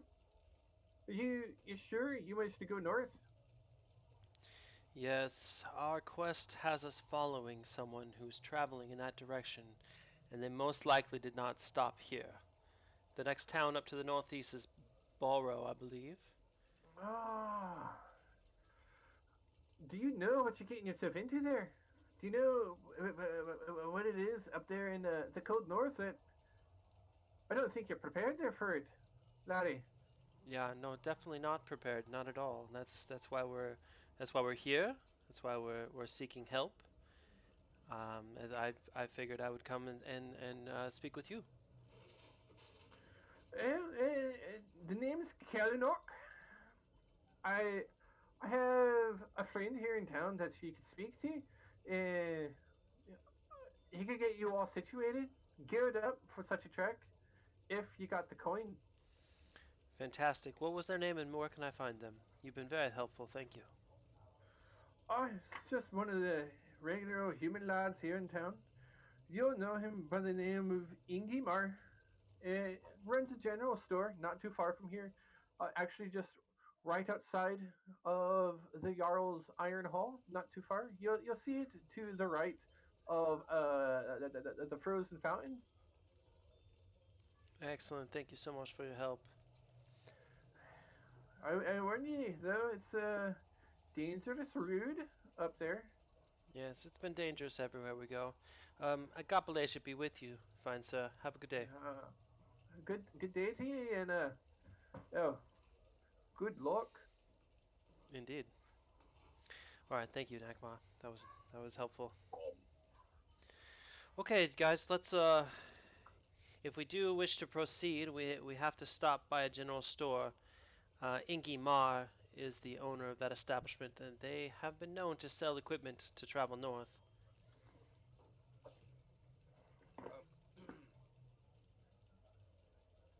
My friend, I will contribute to our cause. I feel that it is noble what you folks are hoping to solve. I have business of my own in this town for a brief period of time. Ember, please take this. And I hand you 40 gold.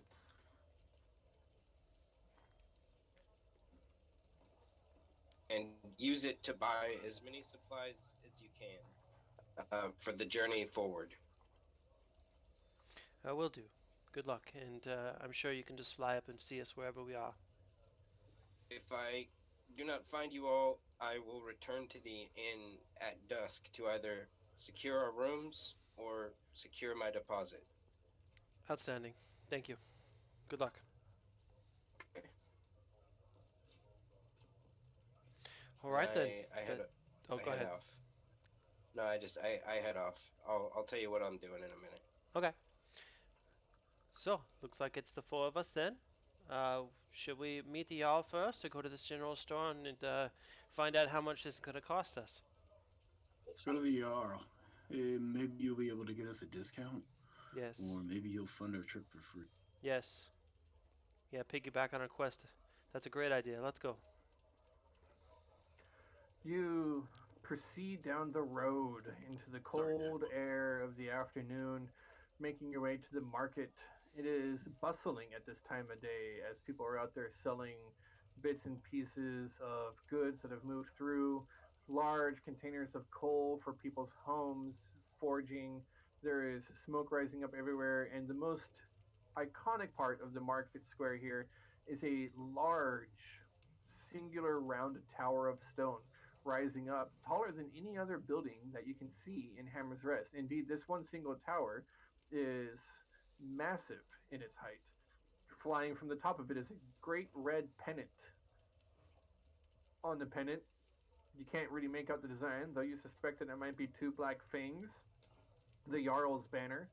Encircled all the way around the base of this tower are wagons and carts and stalls of people selling their goods. It appears that most of the market here is all open to the air, with the exception of a few shops on the outer edge. And you can see that there is a spot by a fountain that looks to be a type of general store.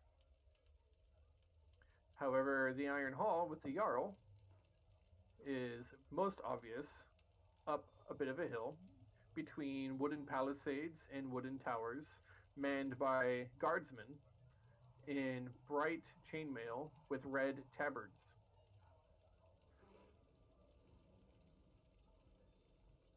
Well, let's make the journey up to the hall. I think that's it. Nakba, I didn't mean to interrupt you earlier. But Ember, I'll follow your lead, and if we need to get out of here, I'll help lead the way. The first guard stops you and looks at you all and says, "'Tis a bit of a funny lot you all are. What business have you got with the Jarl?" Well, my lord, Agapalasia leads me to trouble often, and every city that we go to has something for us to do. So I'd like to speak with your Jarl to find out how we can help. "Oh, a sellsword then, is it? It turns out that, although it didn't start out that way. Very well. Happen to find the Jarl in a fair mood today. I'll let you in." And he stands aside, and you make your way up the stone steps carved out in front of the Jarl's Hall. More rune stones like the other halls before, and massive doors hanging from cast iron hinges and wrought iron. A guard opens them up just wide enough for you all to step in as you are greeted once again by the typical longhouse style homes of the Jarls, but this time the massive pit in the middle of the room where bonfires have been held before is burning low, and the smell of smoke in the air is almost toxic to breathe in. It is thick and black. The upper rafters of all of the wood, finely carved, are all stained with soot of who knows how many countless tons of coal that have been burned in this hall. While the flame is low, it is an almost unbearable heat. At the end of the hall, standing there talking to what looks to be Jarl's men, is a half orc. This half orc stands the height of Nakma and is covered in tattoos. A thick beard and raven skulls adorn his ears and necklace and jewelry. Armed with several weapons, he looks like he's ready for a fight or a brawl, and he appears to be in absolute pristine physical condition. He sees you approach. "Ha!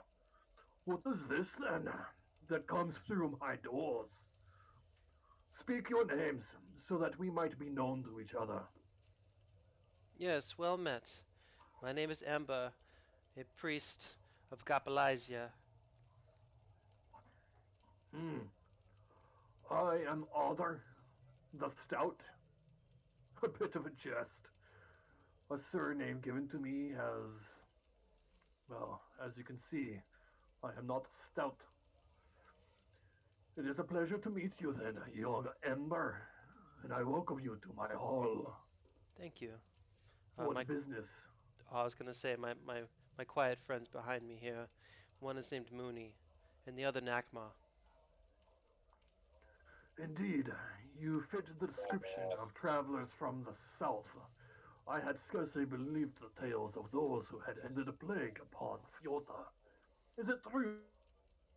It So is, by solving the mysteries of a demonic altar. yes. Although it sounds much more romantic when you say it like that. It was honestly quite terrifying. No doubt. I have had my fair share of run-ins with demons in my past.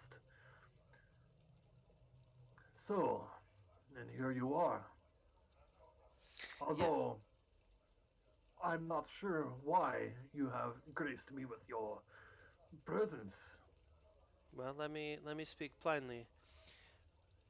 We are, uh, how do you say, tracking an individual that traveled through here from Dragonport, a member of a evil cult that originally our team banded together to fight against. We must find this um, person and track them down, but we're sure they moved north from Hammer's Rest here, so part of our journey has taken us here, and we wish to move north, but we understand that that's a difficult process. Indeed, only those who are the most tempered by the cold of the north ever leave.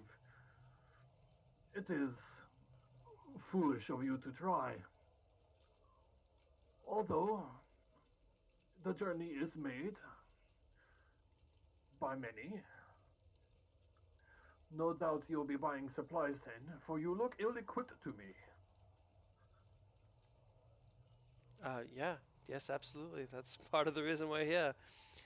We most likely can't afford all the supplies needed, so we'll probably have to do a job first, and that's one of the reasons why I met you. Ah, for a moment I thought maybe you got lost and had mistaken me for a merchant of the square, and that you had sought to purchase the goods for me. But you've buried the lead. The truth has been revealed. You seek work and coin. Ah, Hammer's Rest is a quiet town. It's boring, but there is a bit of a problem, a small one, that saviors of the great plague of Fjota no doubt would have no trouble with dealing with.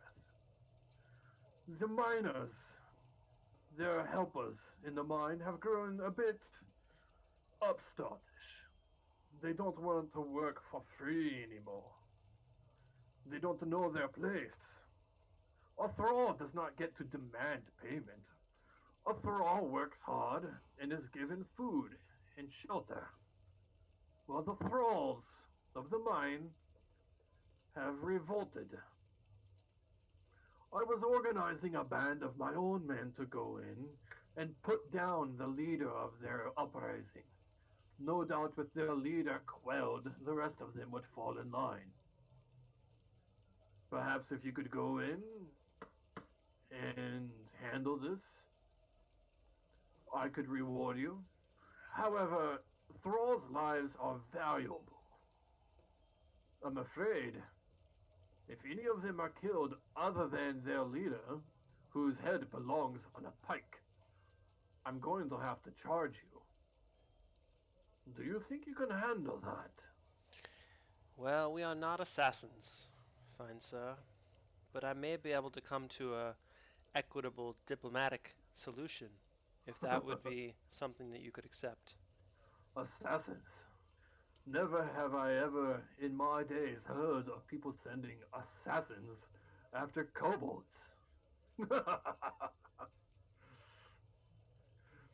Or diplomats to treat with slaves and thralls. But if you can bring the uprising to an end and bring me the head of their leader, I shall reward you. Well, I do appreciate the offer. We must consider all of our options. My lord doesn't exactly speak kindly upon me going taking lives like that. Understandable. It's a simple task, and really the only thing we have going on here. I would not be surprised if you turned it down. And should you do, as I said, I plan on dealing with it in the morning. Well, since you plan to deal with it in the morning, it seems like such an easy task. How much would you be paying for such an easy task? No doubt the saviors of the plague of Yota would be asking a tremendous deal. How should I say? Let's see. Let us say that the head of the leader is worth 50 gold to each one of you. I see 4 of you now. 200 gold. But for every one of those kobold thralls that you slay, 10 gold is removed from the prize. Okay. Well, tell me this. How is it that you have trapped these? You said kobolds, right? These are typically evil creatures. What makes them do your will? Trapped? I told you they are thralls. Even now they hole up in the mine. It is the only thing that they know, and the only place that they've ever been. It is their home. We've given them food and given them tools, but they don't like working so much anymore. To say that they are trapped, no, indeed, it's the other way around. They've locked us out. They are clever creatures when they remember that they work together. Well, maybe another solution is we find another place to relocate their tribe. No, cannot relocate them. I need them. The mine operates on their labor. Okay. Well, fine, Jarl. I do appreciate your offer. I will have to discuss with my associates, and if it is something that we wish to proceed, we will go ahead and do it and let you know when we're done. Is there anything else we should know if we do take the quest? As I said, 50 gold for the 4 of you, if you bring me their leader's head. But for every kobold slain, I have to deduct 10 to pay for the mine operations and the mine owner compensation for loss of his property. I whisper to Ember, who owns the mine, and then I whisper to Ember, tell him about the fiendish knoll.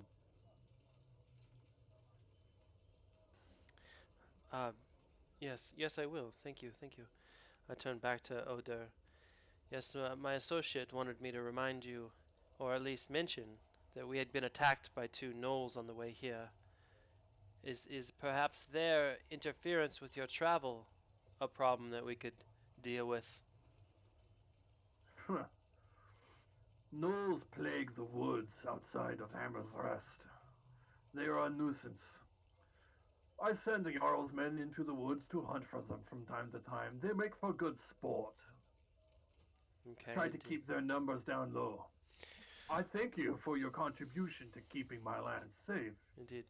though I do not have a bounty out on gnoll heads.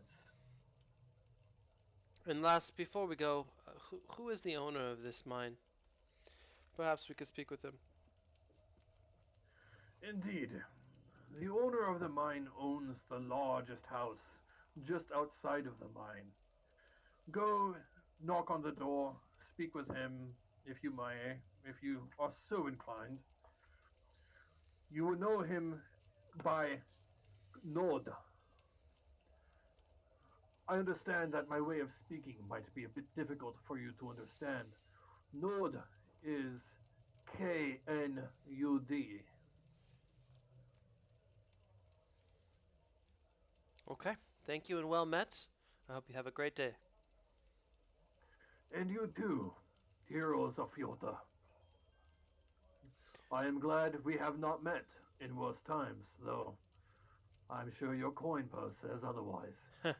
This time. Thank you so much for your time. He turns his back and goes back to his Jarl duties, and you leave the Jarl's home behind you, stepping back out into the cold afternoon air. The first flakes of the winter snows, not winter, the first flakes of the evening snows begin to fall around you.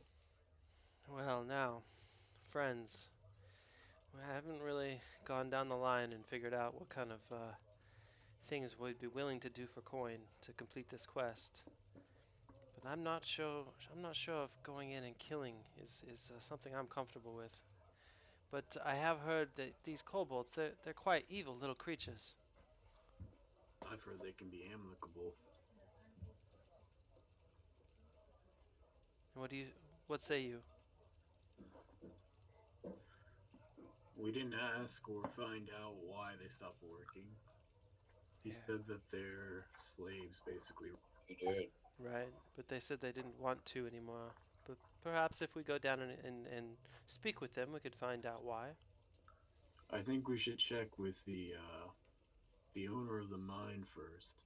I bet there's a dispute between him and the Knolls. And once we know about all sides, then I can make a decision. Okay. Well, as long as that's our stance from the beginning and then not to just go down and kill, I think that I should like to proceed. Let us first stop by the market. I'd like to speak Yeah. with this general store owner, Ungi Ma, and find out how much it might cost in total to equip us for such a journey. We're quite broke. Well, I think, I mean, I'm sitting on almost 60, 70 gold almost. That's not quite broke. Mm. Not all of us buy axes and then break their handles. But I let's. like the way it looks now. The bone is perfect. Sure, I'm just saying we don't all throw our money away. That was my point. It's a femur of a yeti. How can you pass up on that? So You can spend your money how you wish. I don't agree with this Jarl at all. You don't agree with him? Slave owner. I know kobolds are just, kobolds. Hey, he doesn't own the mine, Nekma.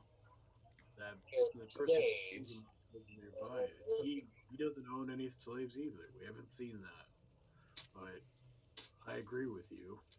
And he wants us, or we asked, or offered, or whatever, however we just did that. And he wants us to go kill their leader to stop the uprising of the slave revolt. It's not all black and white. That is what happened. So how do you feel about that, Nakma? I don't know. I think we should investigate this a little more and go in more diplomatic towards the kobolds and see what's up. Well- And maybe the Jarl's a bad guy. Sounds good. So we all agree to gather more information. Let's go. He is a half orc, but still, Okay. I don't want to be rude, but he was kind of handsome. And you kind of cut out there at the end of your sentence. He was kind of what now? He was kind of handsome. Oh, he's a good-looking orc? Oh, I mean, from all the orcs I've seen so far, yeah, I would say he's a pretty good-looking orc. Okay. All right. makes me Well- want to shave. I Well, know, right? This scaly no beard I have. Oh wait, I pull out the beard that's like the fake one and I put it on my face. It's the same, right? Right, guys? Yes, you are quite handsome also. It looks good now, right? It's a good look, Drake. It's a good look. Yes. I personally like your normal face without the mask, but is as is. Let's proceed to this general store and find some more information, shall we? It's for my persona. Yes. Let's go. And Felix Faustus. So Felix, he takes off into town, and I'm looking for specifically to see if there is a Temple of Ioun here. But if there's no Temple of Ioun, then I'm looking for like a place of knowledge, library, some study, something that looks to me like it would be a place of knowledge. Yeah. What you find. How do you look for this? Well, I mean, at first, just sort of cursory, things. Like I pretty much know what a house of worship looks like, and I do know, what Ioun is. So If I'm gonna literally just look for a temple of Ayun by checking out the architecture around me and trying to find it. And if that doesn't work, then I will ask for some directions.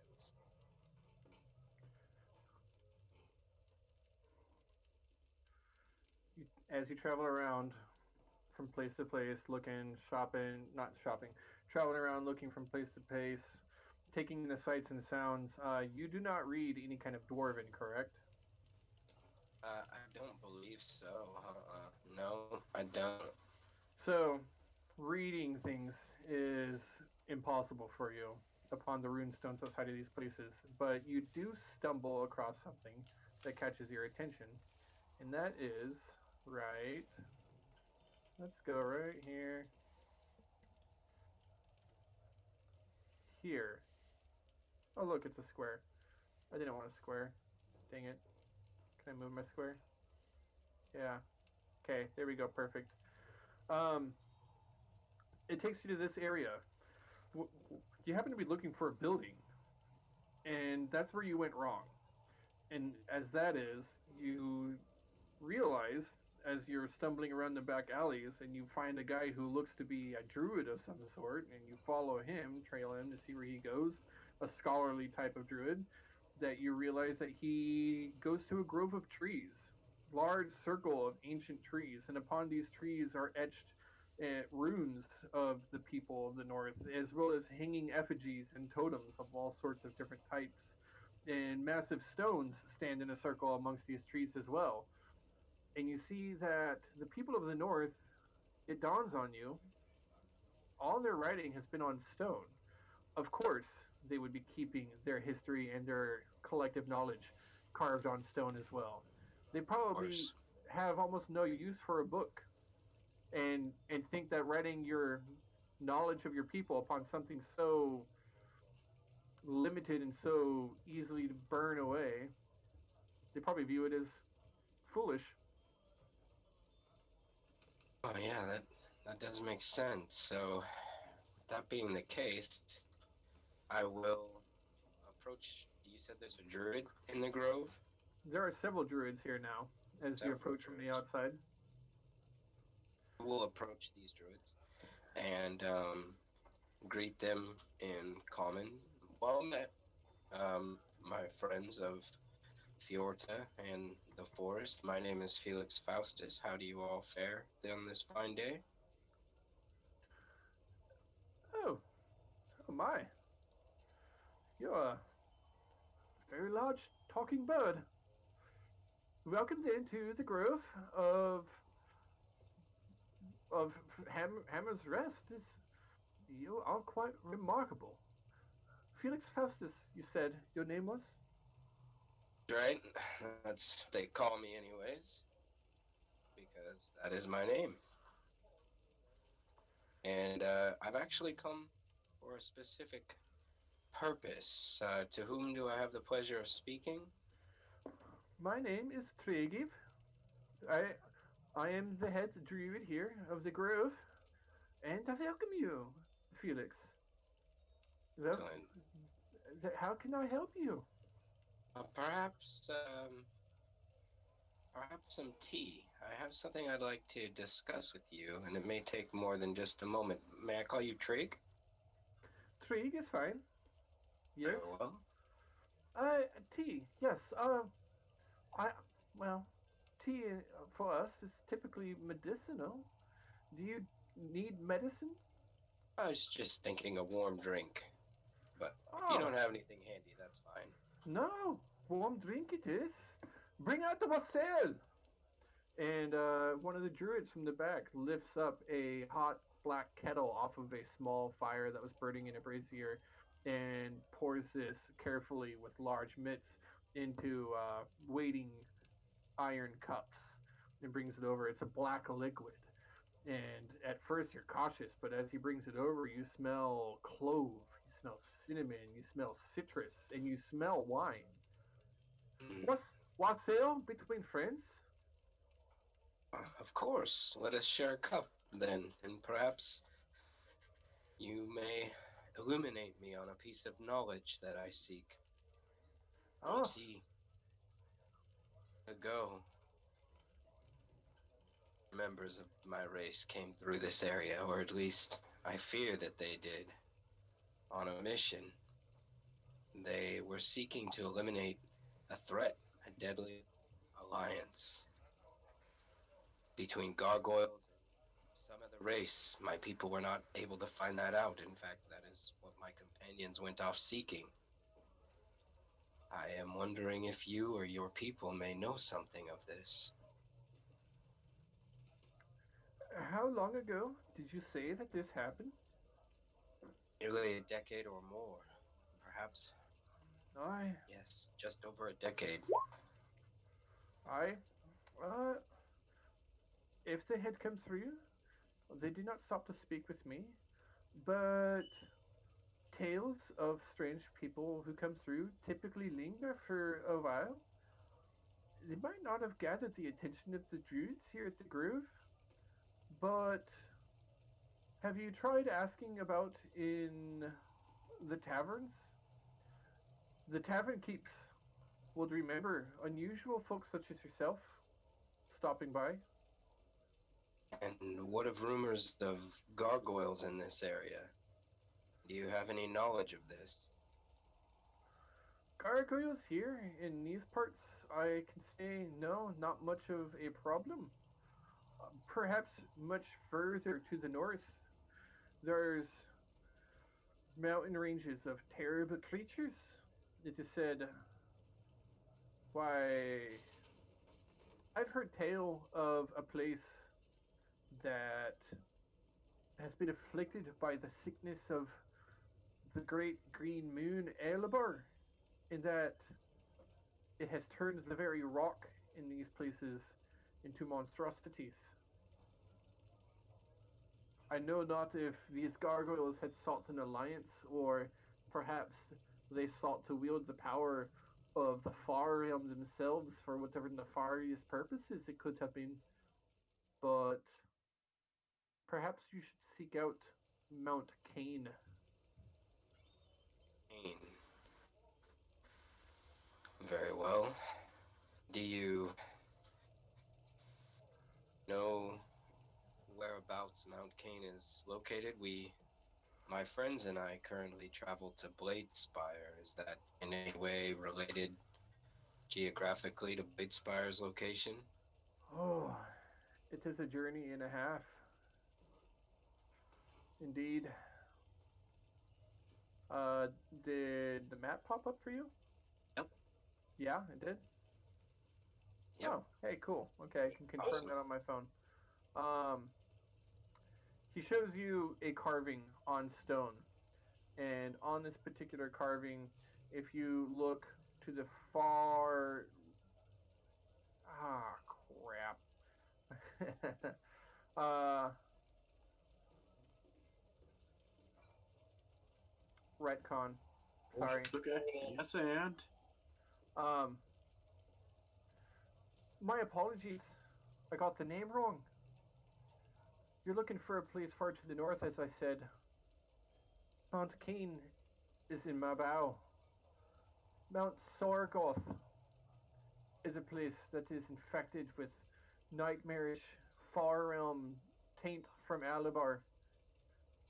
If you look to the top left of the great Jotun Sea, Mount Sargoth is up there into the deep dark waters of the forbidden glacial sea. Oh, oh my gods. My people are doomed then. I have heard legends of this place, and it does not sound pleasant. Oh, No, I thank you. I thank you, Threeg, for your information. no, indeed, my friend. In order to get there, it is a journey of a lifetime and a half to cross through the timeless wastes, across the Jotun Sea, past the land of imperishable winter, and finally the glacial sea. And there you find Mount Sargoth. And yes, Blade Spire is far from there. Okay. Indeed, you will find Bladespire just to the outside of the next town to the north, Barrow.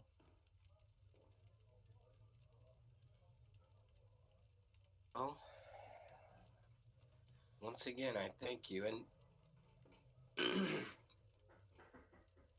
the uh, the willingness to share a drink with me. I enjoyed this very much. What is it called again? Wassail. A sail. Hmm. Perhaps, There are perhaps others. I shall learn to prepare it.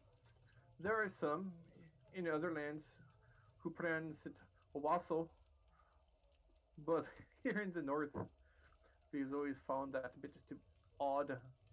They don't like to pronounce things the way that we do up here. Um. Now, one last question before I go. In some of the other towns that I've been to, the Jarl and the Druids share a close relationship with one another. Is that so in Hammer's Rest as well? The Jarl does indeed come to us in times of trouble when he needs the wisdom of the ages. Although the current Jarl does not consider much on the history of the past. Instead, he calls himself a visionary of the future and seeks to find a way to elevate Hammer's Rest to be more than just a quiet backwater of Fjorta. I think it's his orcish blood makes him a bit hungry for violence. How do the people of Hammer's Rest feel about this? Oh, well, the Nordica people. They're always ready to clutch a sword in hand and to go out screaming the names of the gods in their final breath.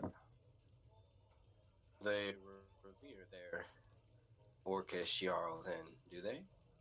He is a hero amongst them. Few Jarls do not gain the respect of their people. I can think of one who doesn't have the love of his own people, a Jarl to the south. Okay. And which Jarl would that be out of curiosity?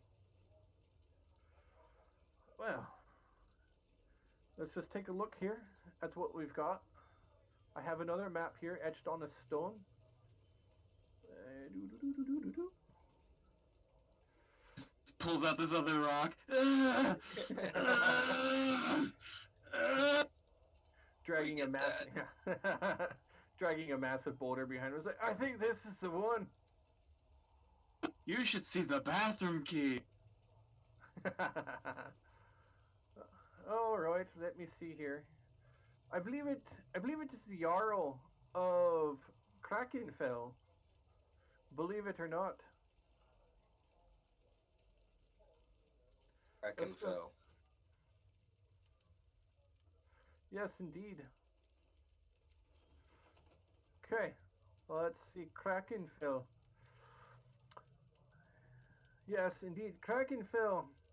They don't like to plunder and raid as much of the other holds do. In fact, they're mostly sailors. Ah, yes, here it is. The Jarl's Krakenfell goes by the name of Aestivar the Bright, a half-elf, if you believe it. You don't say, as I sip on my wassail. Typically, he seeks diplomatic solutions to problems. When the people call for blood, he uses words. Doesn't have the backing of his people. Not I, very Nordican. well, probably the weak elven blood in his line. I'm surprised they accept him at all as a leader. Well, they almost didn't. He was a bastard born, although before his father died, admitting the affair and having no other legitimate sons, he gave the Jarl position to his only surviving, a half elf. Oh, say that the people are Interesting. furious. But Didn't say that the people what? I'm sorry, I was sipping my wassail. they say, legends say that the people were furious, but that's in Krakenfell. Here in Hammer's Rest, we are most fortunate to have order. Ah, well, as our journey does take us farther north, and I have taken up much of your time already, I will bid you farewell, my friend Tree, and thank you for the wassail. Although, I am curious, do your people have any special ways of surviving farther to the north? Perhaps any magical trinkets or perhaps secrets or tricks? Something that you may be able to tell me, being a druid and all. Generally speaking, it is mostly only the races who are tempered to the extreme cold that make such a journey. You can find them, the horned ones, the devils among men, as well as the small giant folk, the Goliath. Otherwise, anyone else, well, anybody else is going to be buying supplies from here in town from Ingimar. He sells collections of tools and equipment in order to try to survive the void of ice that lies to the north of here. Oh, makes sense. Even now, my friends are there. You will find his Good man's shop. establishment. You will find his shop in the market square, next to the frozen fountain. Uh, may I make a donation or offer some sort of prayer before I leave? Prayers are always welcome, but here in the grove, we do not need so much in the ways of coin. The land provides. Oh, very well. Should you ever need the services of the Aarakocra or a Sky Warden in particular, Faustus, I bid you farewell. Ah, it shall be etched in stone then. Good luck and fair travels, Felix Faustus. And, because it wouldn't be cool if I didn't instead of walking, and head back to the inn and wait for my friends. All right. Your companions at this time have made it to their destination of. We wouldn't see each other in passing, all right? Like Felix flying through the air. It's only a light, gentle snow right now, so if he's up in the air flying over the market and you're still out there, you certainly would see him. Yeah, flash him with a light spell. I fly. I don't just like make a beeline to where I'm going. I'm always like doing like barrel rolls and like, you know, like straight up like big looping swoops and everything. I fly backwards sometimes and give people thumbs up, finger guns. Jesus, Buddy just Christ. showing off that skill there. Yeah. Okay, so I try and get your attention if I see you. Just realized I totally forgot wing. No, I see you making some light beams down there, and I do exactly that. I kind of like pump my wings and sort of, slow down my direction, give you a couple finger guns, let you know I see you, and I start floating down. Mm-hmm. And I, land, join you fellas. Okay. Greetings. How is it? Yes. How is the shopping treating you all? Had a most interesting conversation with the druid. Oh, anything to share? Very informational. A bit. Nothing. I found that the people here rather revere their strange Jarl. Apparently he is an orc. You all must have met him. How did you find him?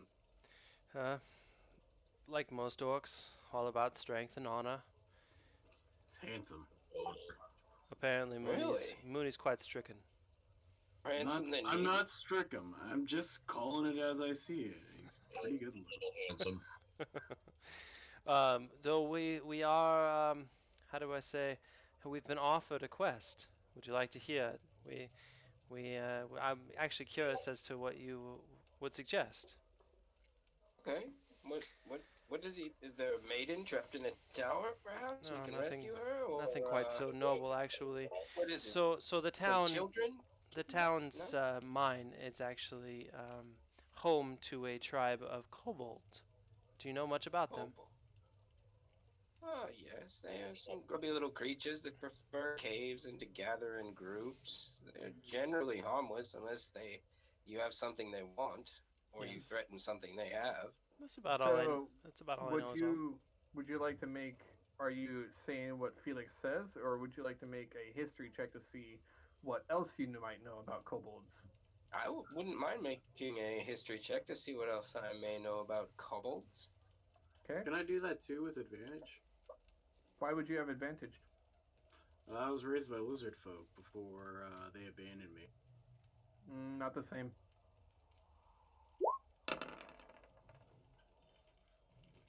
Nice Oh, job. I saw that one. I'm like, go ahead. Let me get a history check from you as well, Mooney. Yeah, sorry. Well, that was not my roll, sorry.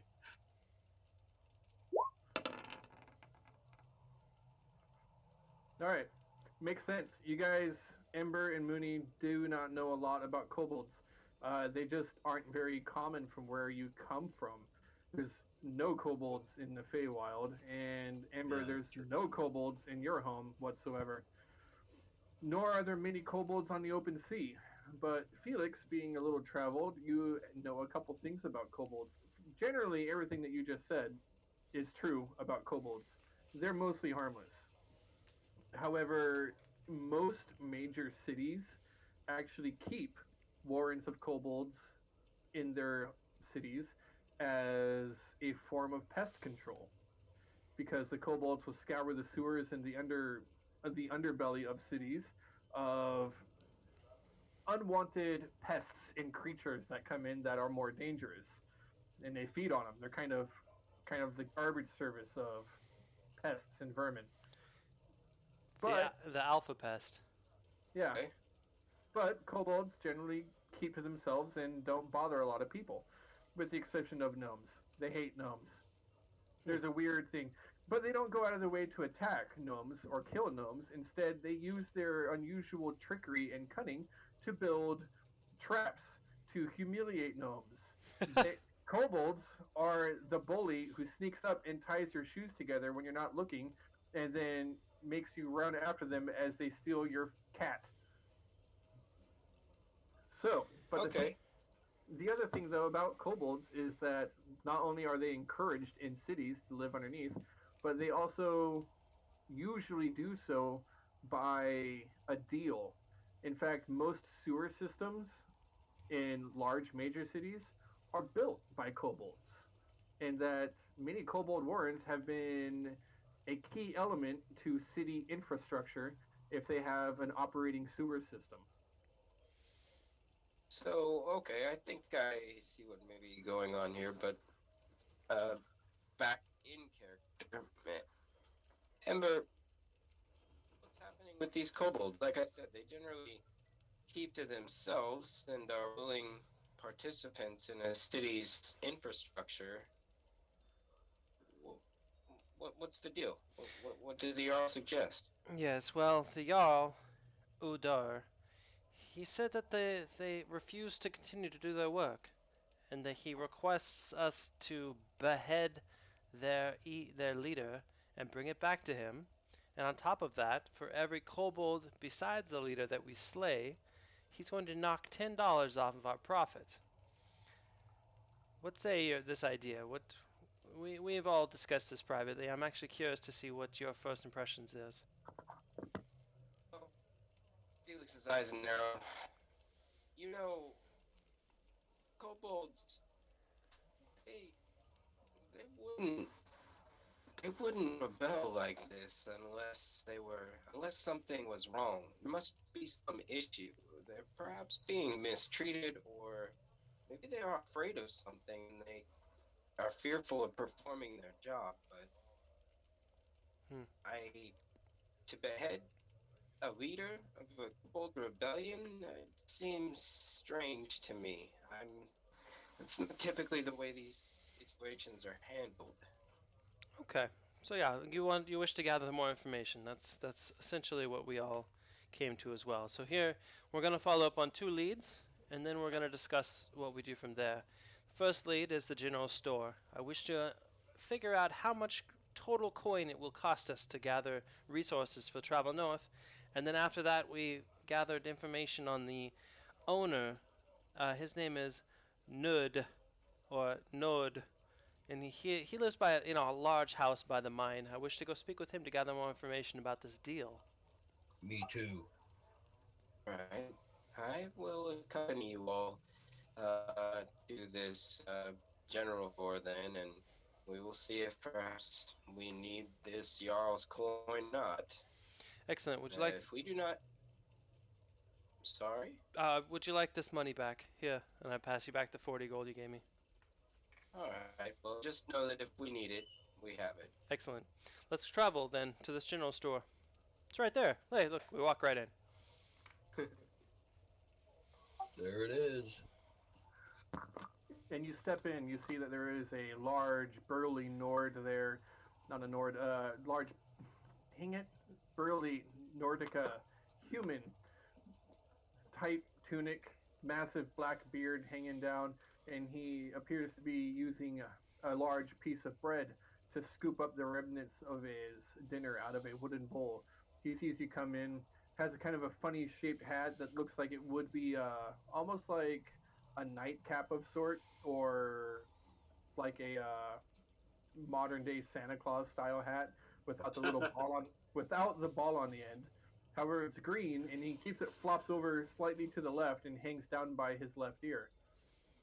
He sees you come in and says, "Oh, welcome then to my mystical emporium of goods." Oh, he's a hipster. No, what? I say that as John, the player. So I thought for sure that I heard one of you call me a hipster, but I guess I'm imagining things. Anyways, Does it say that there's like extra thick glasses? he As he adjusts flannel. his suspenders. Yeah, his flannel puts- shirt. he puts his bowl of soup down and his loaf of bread and picks up the tiniest pair of wooden glasses frames and places them up on his head that look comically small on his massive head. The man He's got a himself giant- he looks like he's made out of chiseled stone and muscle, but these glasses are extra comically small, and you can even see the corners of his eyes out from the sides of them. Jesus, I feel like he's gonna do a JoJo pose or something here. My name is Oh, Ingimar. man. Welcome, travelers such as yourselves. What is it that be bringing you through these ports? These towns are chiseled ass dudes. Not a lot of fat in our diet. Yeah, I was gonna say, excuse me, my friend is quite baffled by all of you good-looking gents in this area. That's Yes, just really good marbled meat, man. Must be something in the water. that sounds remarkably like you wish to eat these people. Let's keep that talk to ourselves, shall we? Yes, greetings, Ingimar. My name is Ember. We are here on a noble quest. We wish to procure goods and services to travel north of here. Is that something you can provide? Something certainly that I can provide, most definitely. In fact, no one has better survival equipment for the void of ice than Ingimar. Excellent, Yeah. excellent. So, Alright. the four of us, we wish to travel Alright. north. Counting 5 of you. Ah, yes, there is 5. The 5 of us wish to travel north. How much would that cost? I understand that I'm short, but really, you can't keep overlooking me so much, Ember. You're not that much taller than I am. Yes, 4. Oh. I mean 5. Don't get short with us. 4.5. Truthfully, Thaddeus, I assumed that you would be paying for your own equipment to travel north. I didn't realize we were footing the bill for that as well as being your escort. Oh, certainly not. I've got the coin for it, and I'm good for it. Oh, so you'll pay for ours as well then? Oh, absolutely not. Primus does not pay. I'm sorry, Primus does not pay. No, not in coin, Okay, but in knowledge. sounds suspect.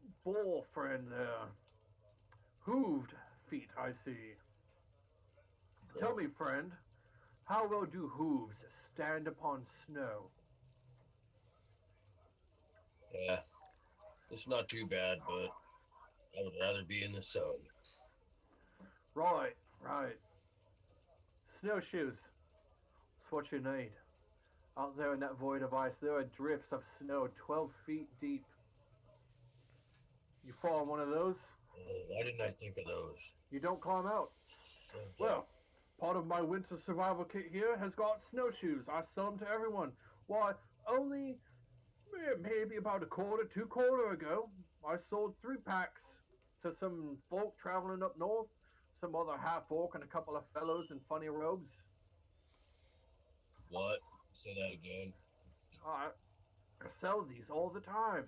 Everybody needs one of these. If you're Right. going to travel in the snow, you need more supplies. And those Yeah, the gentlemen, other part. how long ago? You said 2 fortnight ago. Roughly. Just a little shy.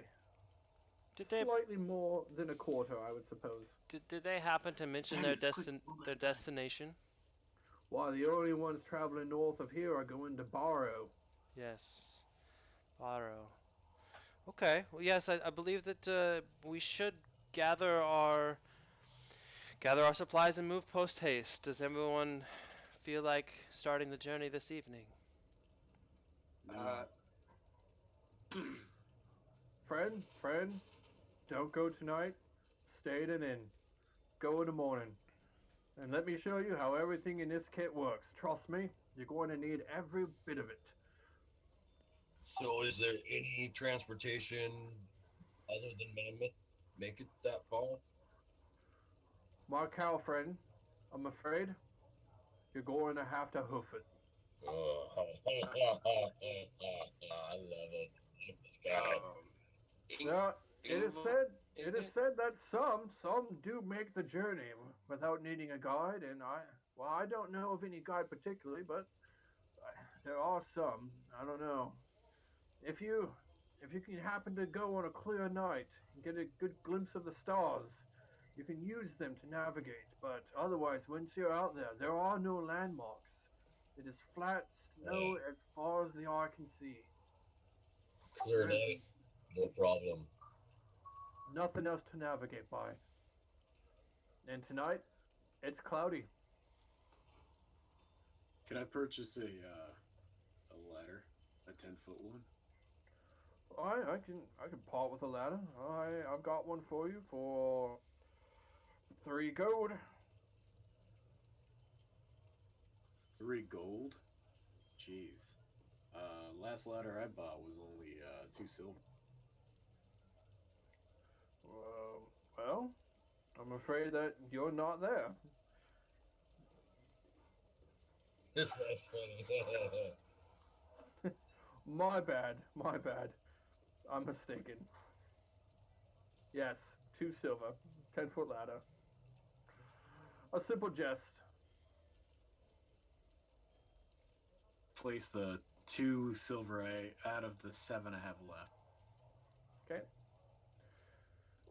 So, I assume that you all buy your kits of winter survival. Am I correct? Thaddeus is Yeah. already coughing up the coin for his.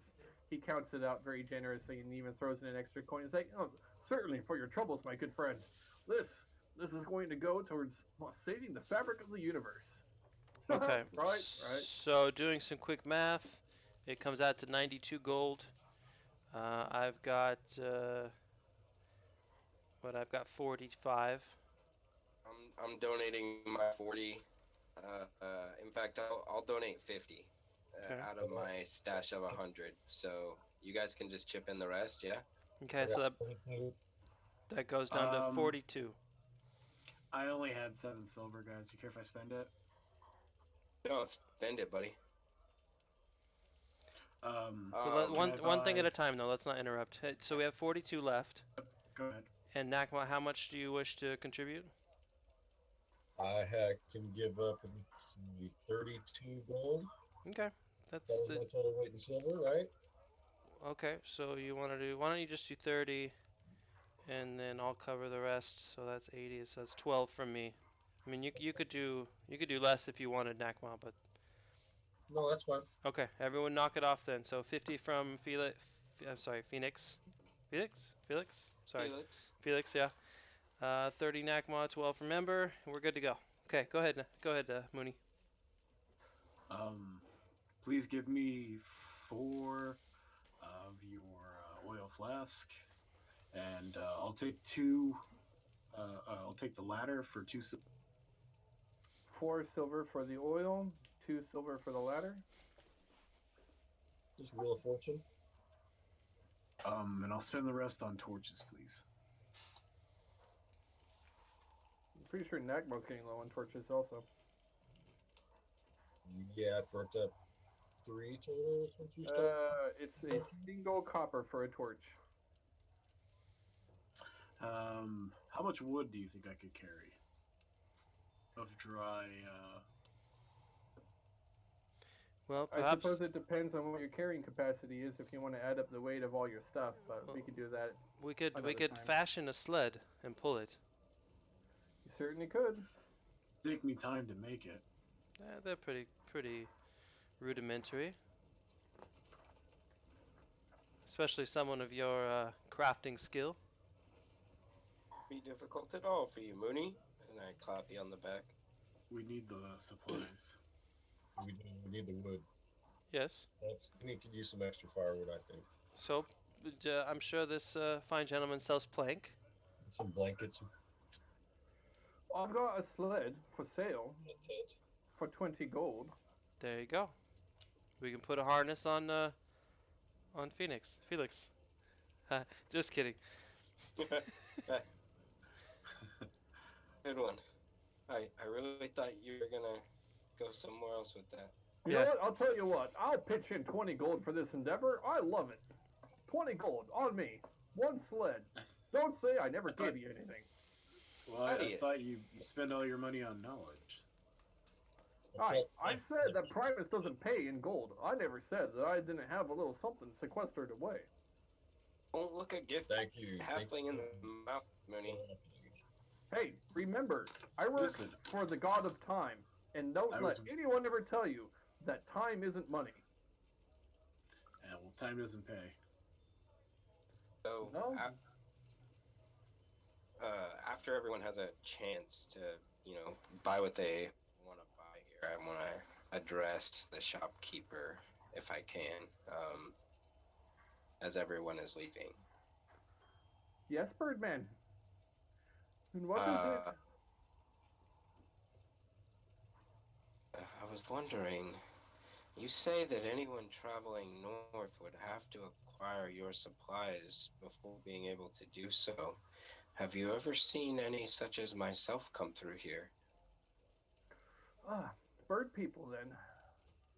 Yes. Yeah. I did see some many, many years ago. They were a very proud lot.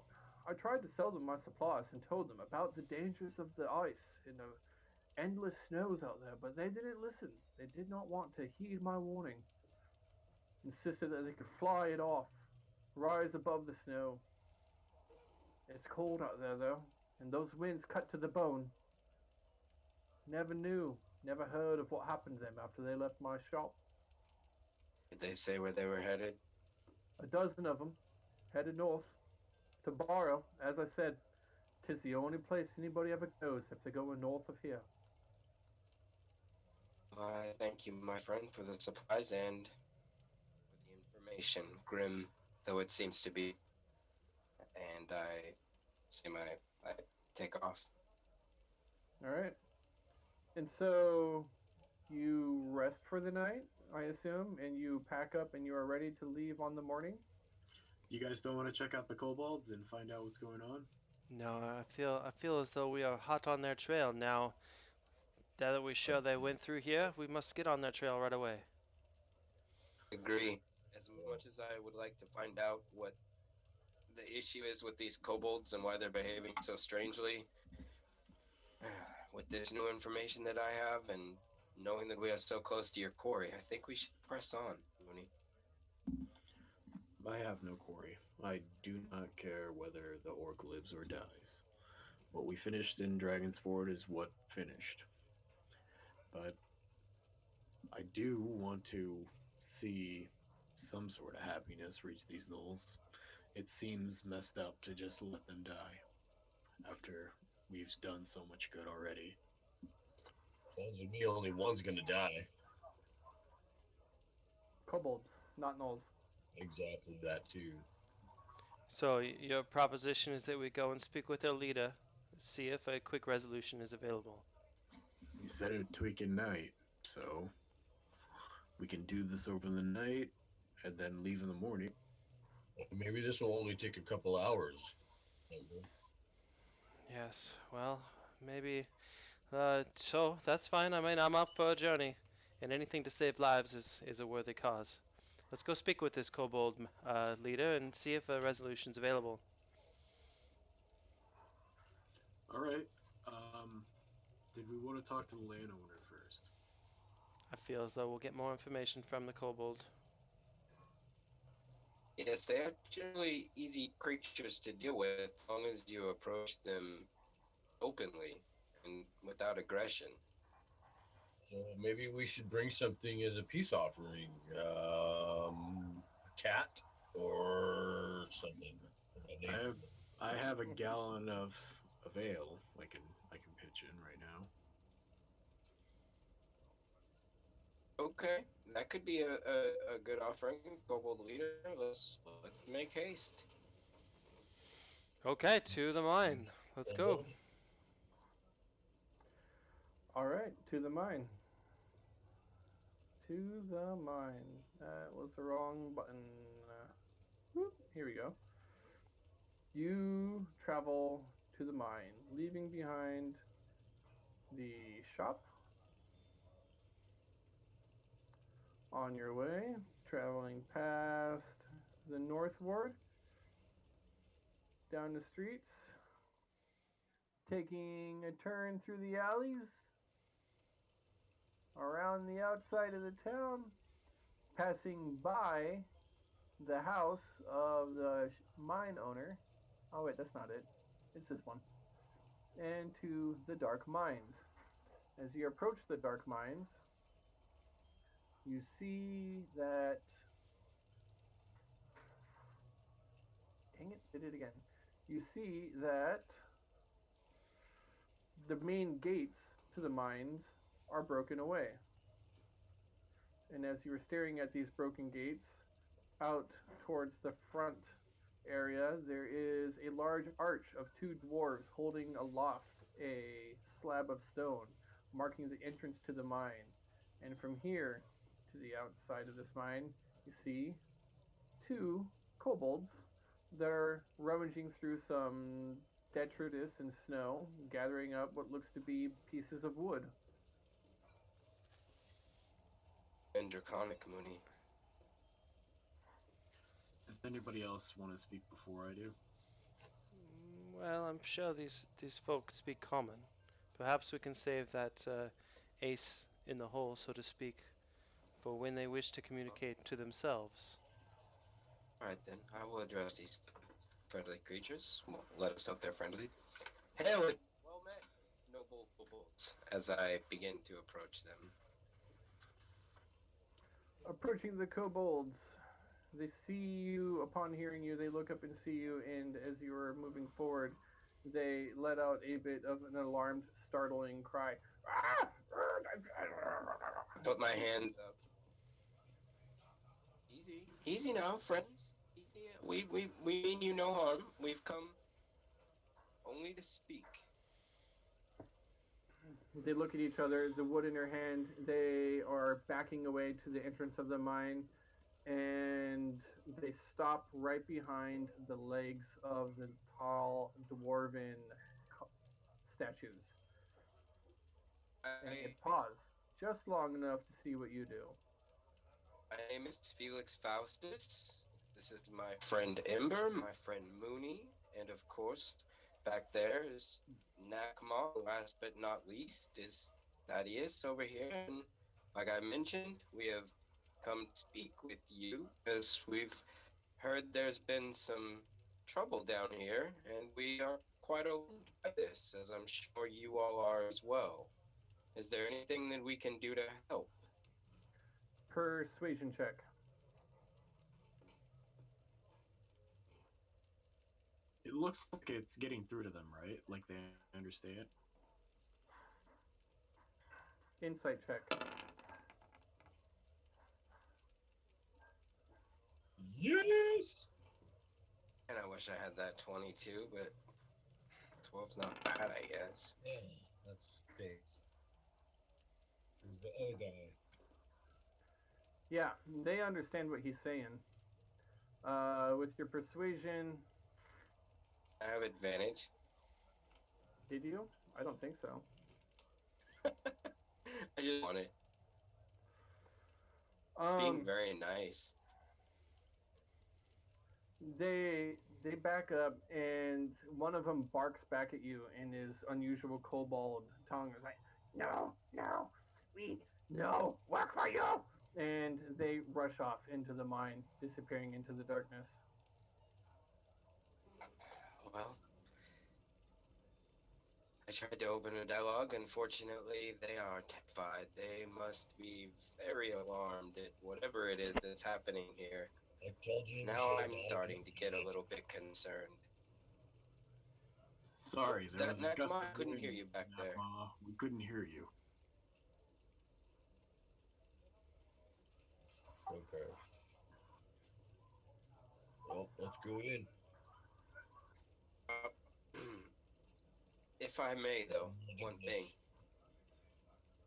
Knowing kobolds the way that I do, I approach the entrance and I want to check it for traps. Give I me a will perception assist search. him. Okay.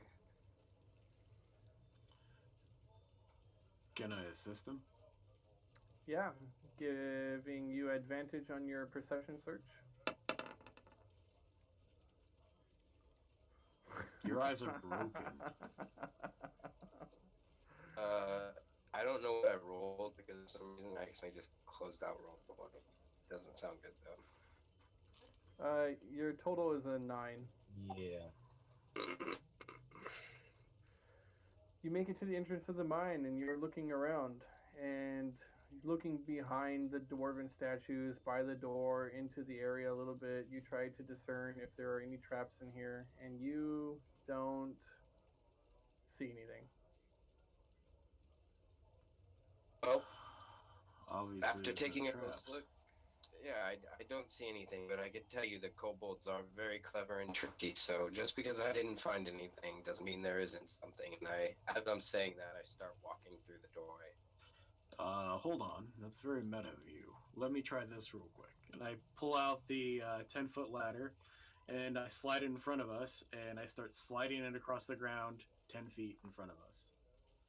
Okay. And so you slide the ladder 10 feet in front of you. Are you wearing your mask, Finn? I'm always wearing my mask. I walk forward into the cave. Hey, you want to take that scary thing off? We're trying to make friends here. No, it's who I am, Nakma. Remember, he's gonna blow it for us. You guys just do the talking, and I'll do the ladder walking. Don't hurt anybody. Okay. You see that, right? Got everything where it's supposed to be?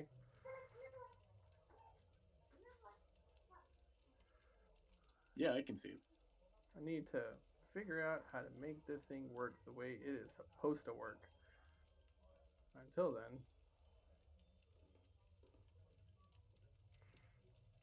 we're just going to go as is on this one. Who am I missing? Yes, Thaddeus. You want to lead the way? Absolutely not. But you're very funny. No, I mean, Thaddeus, you're so small, you probably won't set off the traps because they're all designed for kobolds, right? But I know that I would rather not go in here. I'm saying cobalt. Why does everybody keep thinking I'm saying no?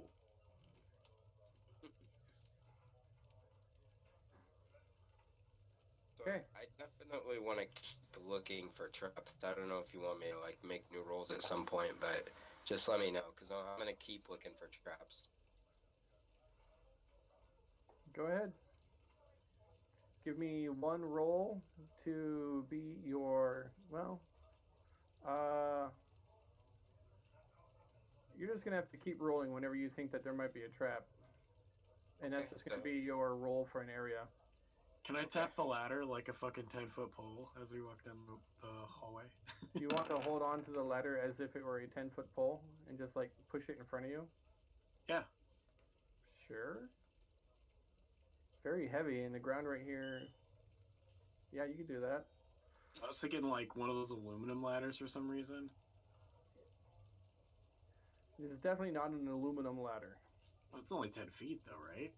Yeah, of like some 2x4 material with some wood that's been nailed and lashed to it, but yeah.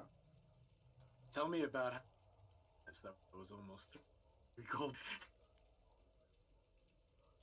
We said that earlier. I was like, oh my gosh, is it like trimmed with like it's got its own like elephant feet.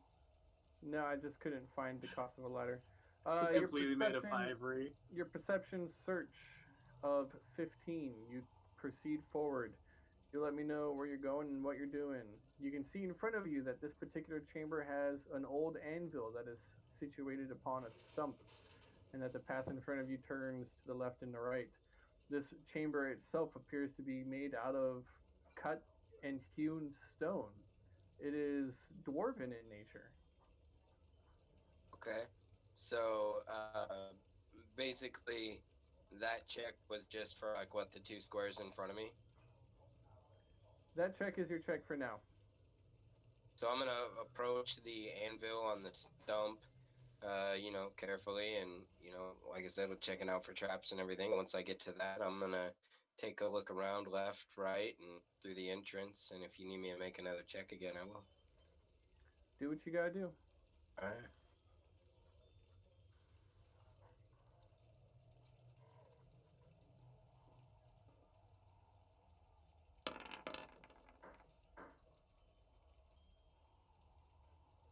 What's with these rolls? Not great. Where are you at right now? Basically, right next to the anvil. Okay. You should put yourself there.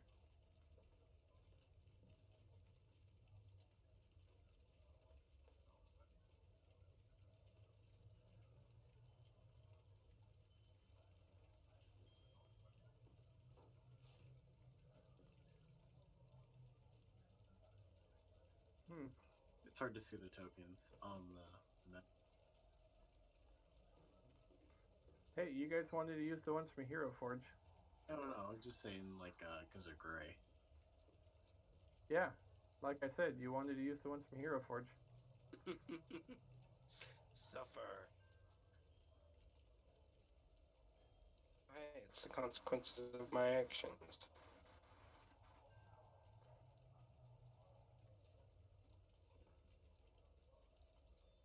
Okay. You see an anvil. You've moved forward. The room itself does not appear to have any traps. Now that you're up closer, you can see that to your left there are a couple of barrels.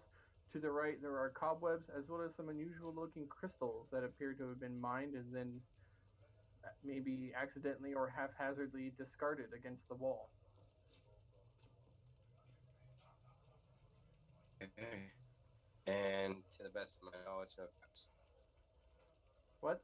To the best of my knowledge, no traps. To the best of your knowledge, there are no traps. Okay. I wave my friends forward, and so far, my friends, I do not detect anything. So approach with caution. Okay. I'll move before And them with my ladder, and I'll rub it across the floor as I move forward. Moving forward with your ladder, you scrape it across the floor and you proceed cautiously. I don't have control over my miniature. That's weird. Um,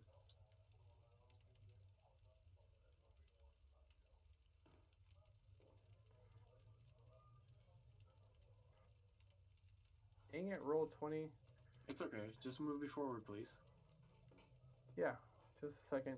I'm trying to set this up so that it actually represents you because it's like set up to not be you anymore for some reason. Every time that I put you down. But it worked when I did it with Felix. Okay. Here? Yeah. Whatever you did there, that made it work. I pushed some buttons. No, um, the health showed up finally, and I can control it now. yeah, I pushed some buttons.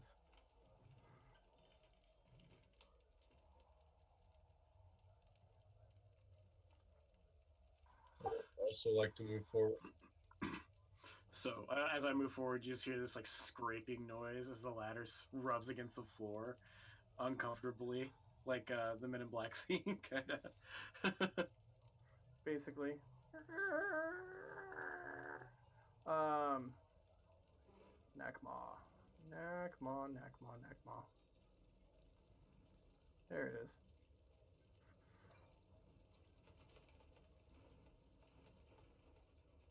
Thank you, thank you. Okay. And finally, Thaddeus. Thaddeus. HP, got it, and got it. Okay.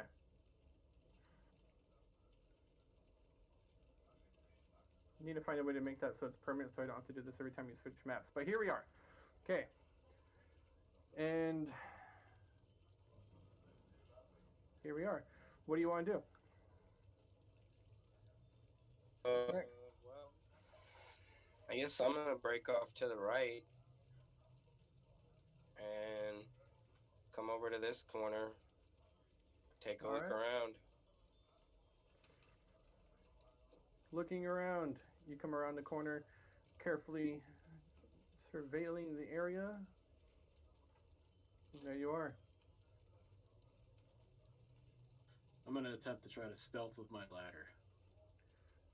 Disadvantage.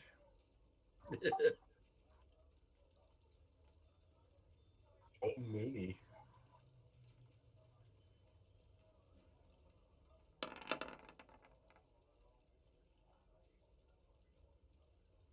All right.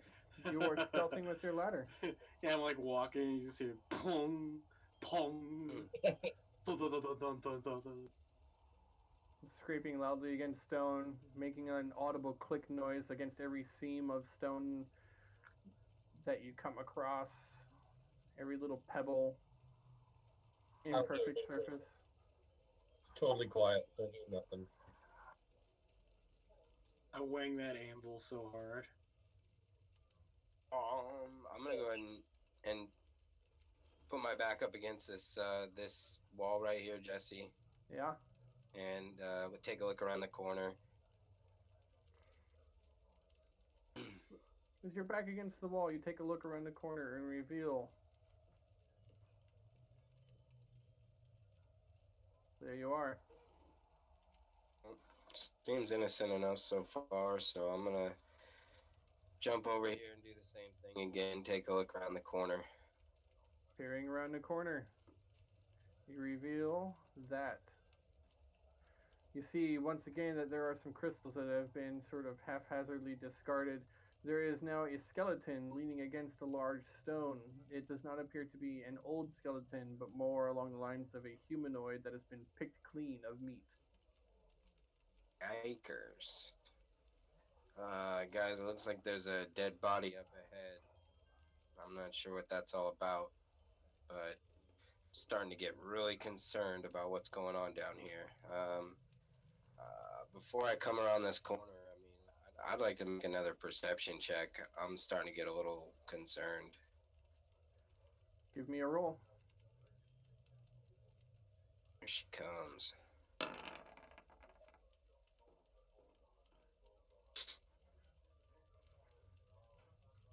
That you don't see any traps around here. You do pick up the sound of whispered voices from deeper inside that appear to be echoing and resonating off the deep reaches of this mine.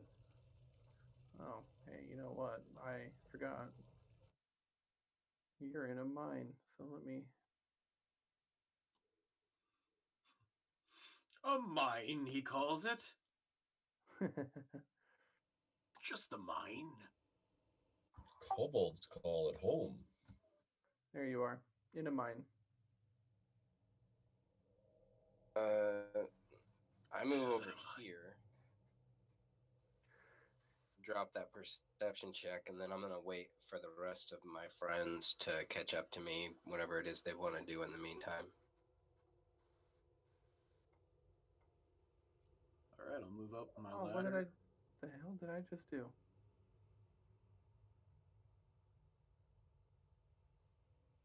Sorry, I am reloading Roll20 for reasons. For reasons. That does not appear to have messed anything up. Felix, do you want me to just hand? I mean, if you're gonna use it.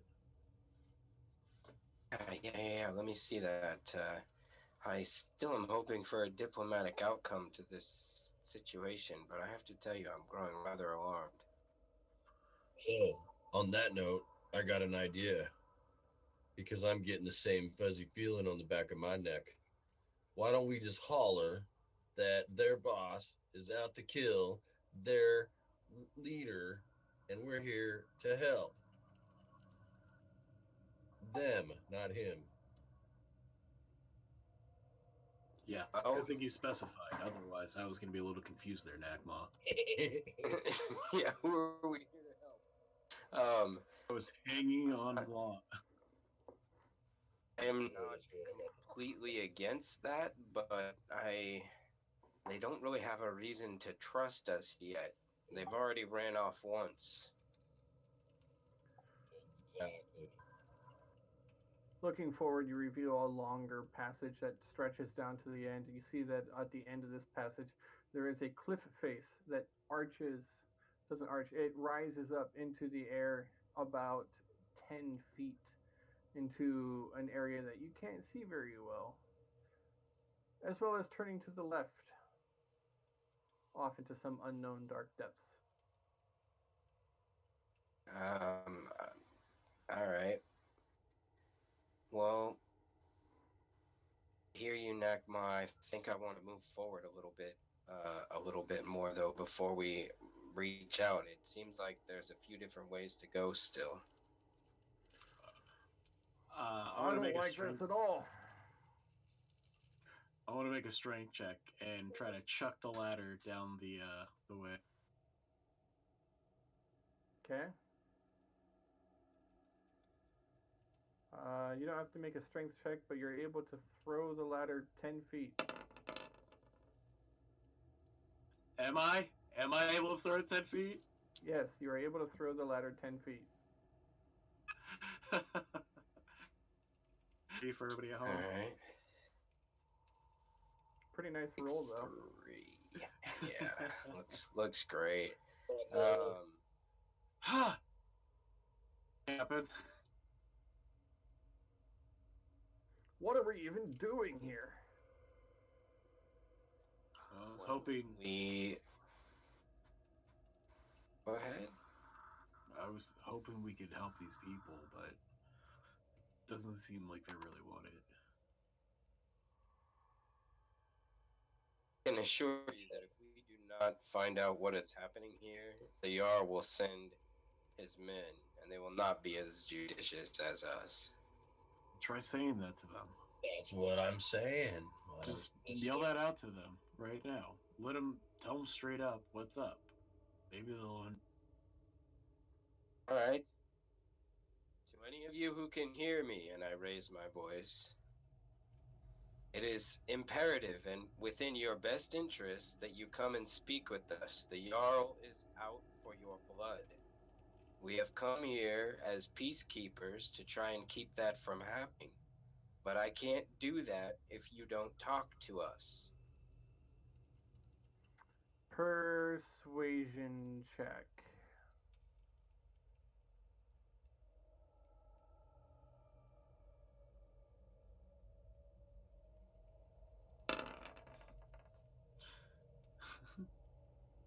I assist him?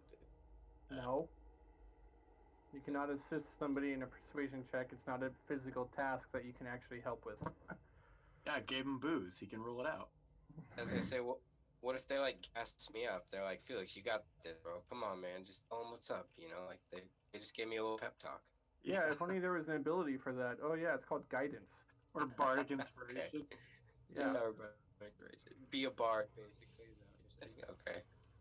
Or a cleric. Anyways, and now I'm gonna listen to see if I hear any reply.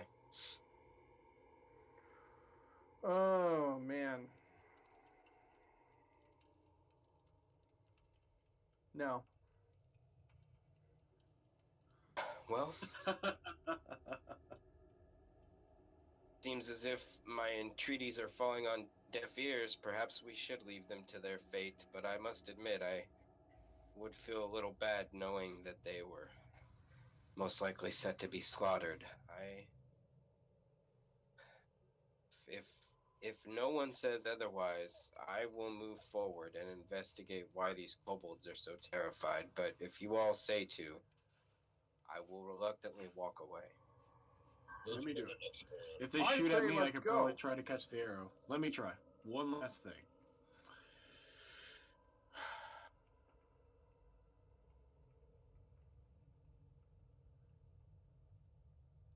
Itar ra sori tas la torre ino artas tobe. I try to speak to them in dragon tongue, and I convey that we're all people of monstrous races. We're not here to harm you, only to speak. Persuasion check.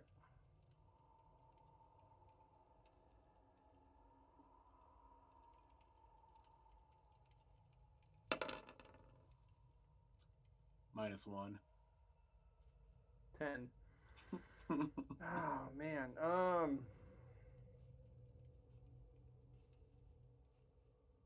There's no reply. All right. We've done all we can. I don't see us fighting them will save them. So, I guess we'll have to leave. Well, we only I wish you luck. We only went down a few corridors. Why are we stopping here? Right.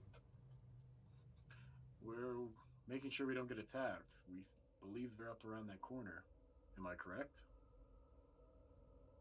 I don't know whether I believe they're up around the corner or not. I'm just saying I have an uneasy feeling about what might be happening here. Well, we are here to find out what's happening here. Nothing's changed. We should All right, proceed then. and find out, no? Nekma is going to take out some pieces of dried meat out of his backpack, like about 4 or 5 pieces. He's going to walk up to the first corner there and kind of put them on the ground and step back and walk away. Oh, that's a good idea, Nakma. Here, I hand him the barrel, which is 1 gallon of ale. All right. Where do you Offering put them the- food now? Set all that stuff out right where I'm at now, and then I walk back to where who's put- that, me? You put some pieces of meat down? Some dried meat and the flask of whatever Mooney had. Gallon. Gallon. Yep, right there. Okay. And then you move back. And I drop to one knee and sit and wait. Quietly. There's my T-bone steak. Perfect. Yes. Regular Tom and Jerry. Yeah. We offer you food and drink. This is a peace offering. When you went down this far, you revealed a bit more of the dungeon mine. And you were able to see as far down as this large spider web that blocks the vision behind it.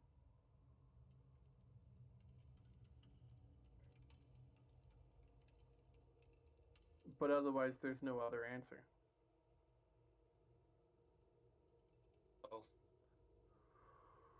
Nakma, that is a fine idea, but I think they have moved on past this area and perhaps are not even listening to us or can't hear us from here. After about 10 minutes of waiting quietly, agreed. I'll gather what I put down.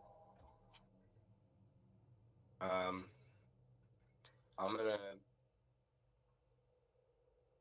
go forward again and go up over here to this ledge area, and I'd like to check for traps along the way, and take a look up on that shelf, see what's up there. It's 10 feet. You know, I'll fly up there. Do the power wing jump where you just like push both your hands down. Okay. That is exactly what I do. You fly up. You move over. You check for traps, and then you get to the end, and without seeing anything suspicious or dangerous, aside from like a couple of unusual mushrooms growing out of the rock, you decide to fly up to take a view of what be rock.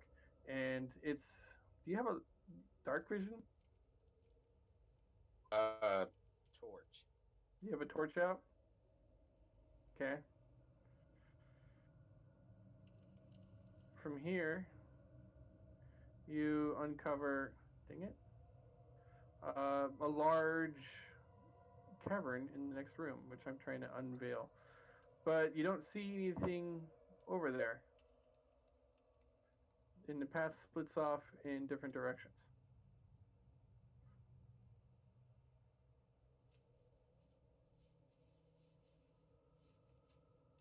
So, out of character in game, does Roll20 give you like a torch ambiance for distance? Something like that. That would be cool.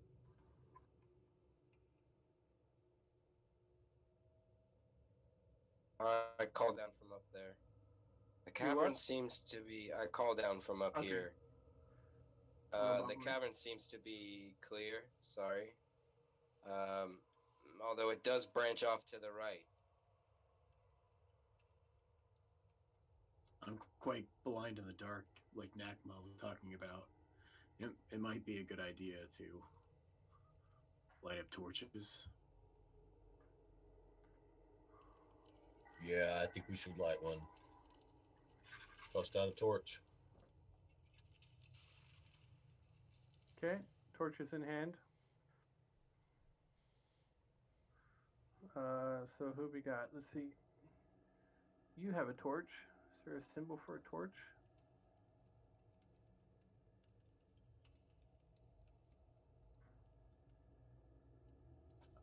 If you click on the token, you can make them emit light.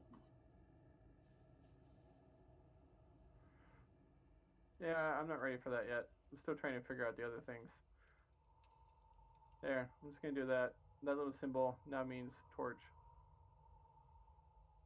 What was that? Did you hear the sound? Something's out there. What do you do? We're waiting on you, Felix. We'll go on your go.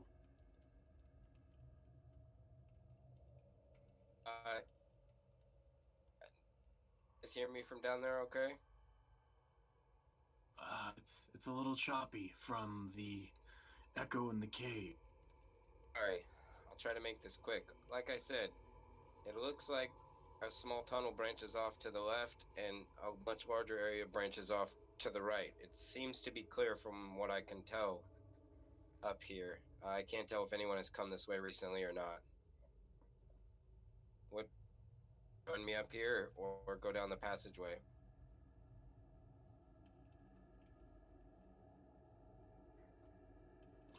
Ember, Nakma, I'll follow you. Tell him what you want. Well, it appears that this path to our north is blocked by a spiderweb of some kind. Would you like me to go take a look? Let's go investigate it. Sure. Be careful. You can use my ladder and just throw it across there if you want. If needed. Gonna stay on the ledge and carefully listen to see if my friend's getting into any trouble down there. You do what? I'm staying on the ledge and listening to see if my friend's getting any trouble down there. You're up there in that room now. Yeah. Oh, okay. Felix, Faustus, as you have landed, you have tread upon caltrops. Oh!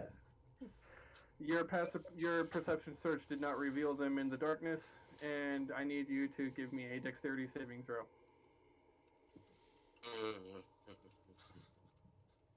That's why you need torches. You get bird feet. I said I had. Yeah, he did, and he didn't see him. Ugh, shadows playing games with your head. Ah, you just made it. You take no damage from the caltrops. Oh, yeah. Yeah.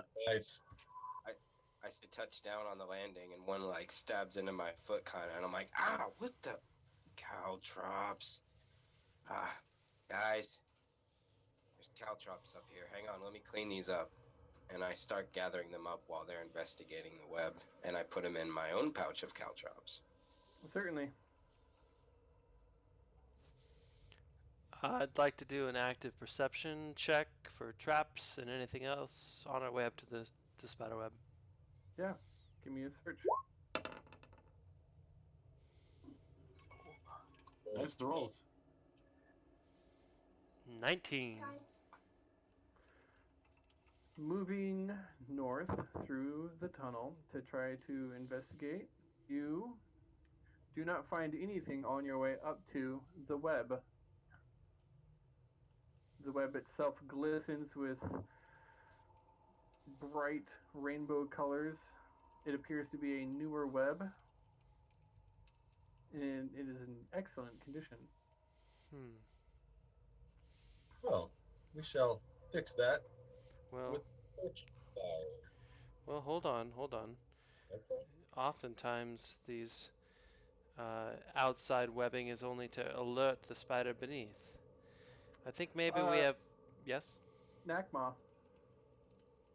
as you have approached the web, the flame giving off the light reacts with the web in close proximity. Tiny spider webbing in the air catches the flame of your torch and explodes as you approach, setting the web on fire and causing you to force me to give you a dexterity saving throw, both of you who are next to the web. Oops. Nakma, you've done it again!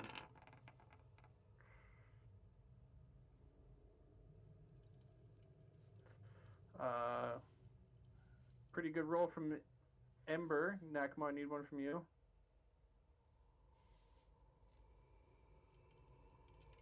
The flame, I love it.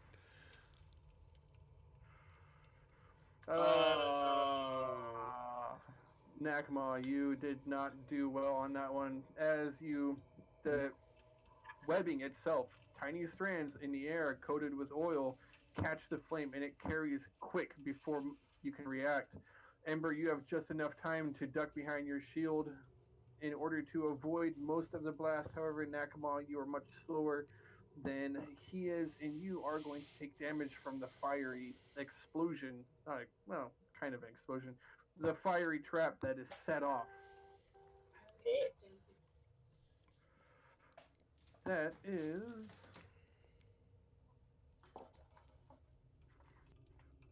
I went too far ahead. There it is. Okay, you failed that check. Nekma, that is not a lot, actually. The damage is 2 fire damage or half if you save. Could have been worse. We're lucky.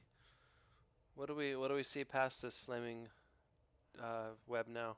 Oh, I have advantage on dex saving throws. Or wait, never mind. Take that back. There is a hole in front of you where the flooring has caved in.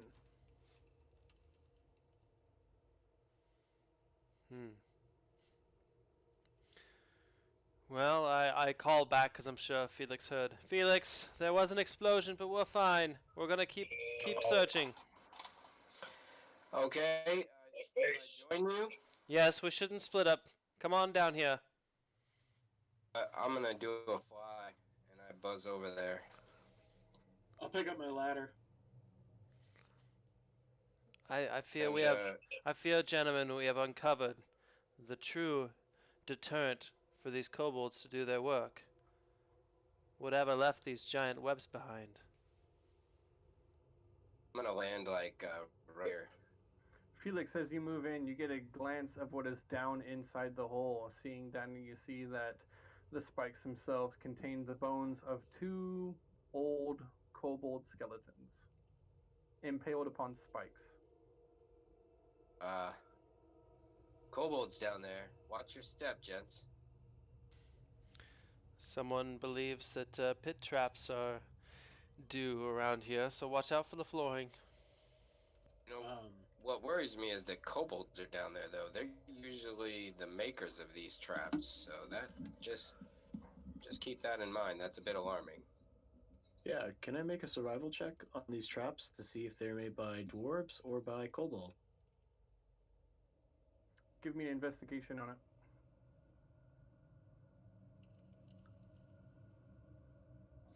Nakma rubs his face and his lip. Damn, I was trying to grow that mustache. Nice, Mooney. All right. Nice roll. I know my traps. Nice roll, bud. Dwarven. I look at the trap, I get really close, and I'm like, these aren't made of wood. It's steel. It almost just looks as if it, this pit trap was almost completely hewn into the floor. The cut's so perfect. It's almost like completely level. I don't think kobolds made this. Excellent deduction. We should search the rest of this room as well. Be mindful for pit traps. And fire webs. Yes, try and keep the torches away from those webs. I'll do a perception search of the room. Actually, you know what?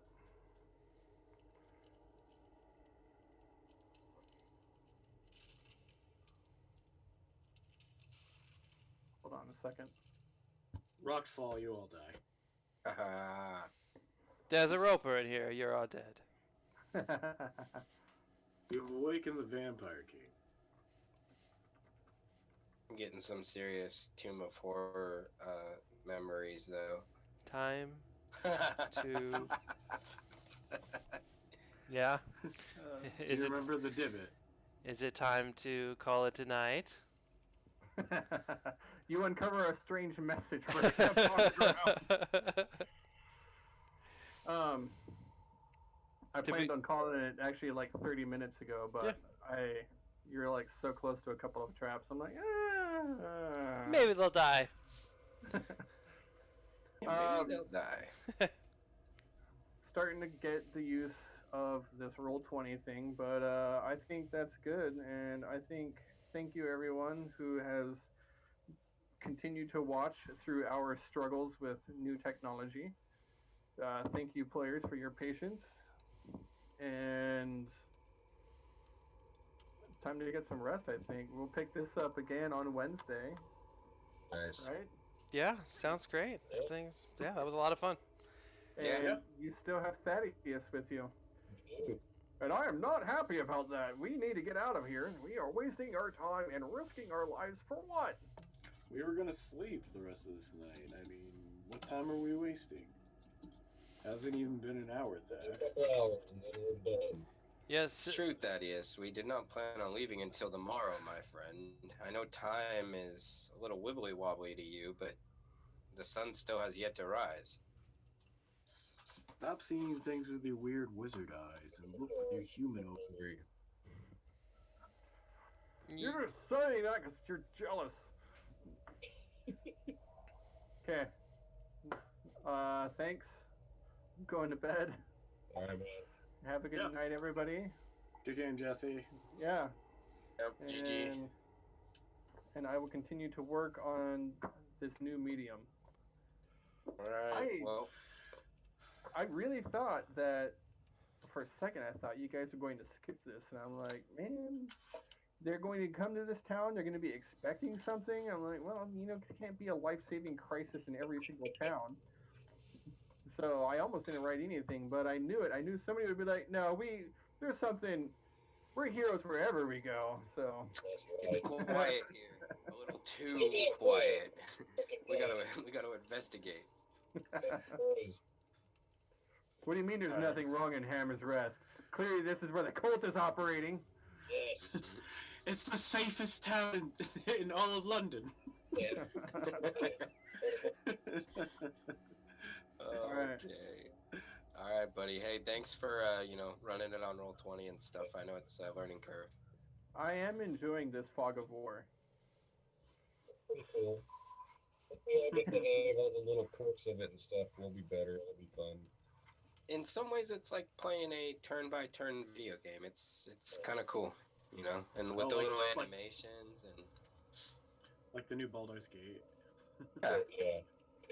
Yeah, exactly. Except better because you get real-life DM narration. So is my torch the proper radius? Because that's a 10-foot radius. Sure, why not? Anyways, we can shut the stream down, right, Chris? Yeah, everyone say goodnight. Good night, everyone. Good night. Love you out there.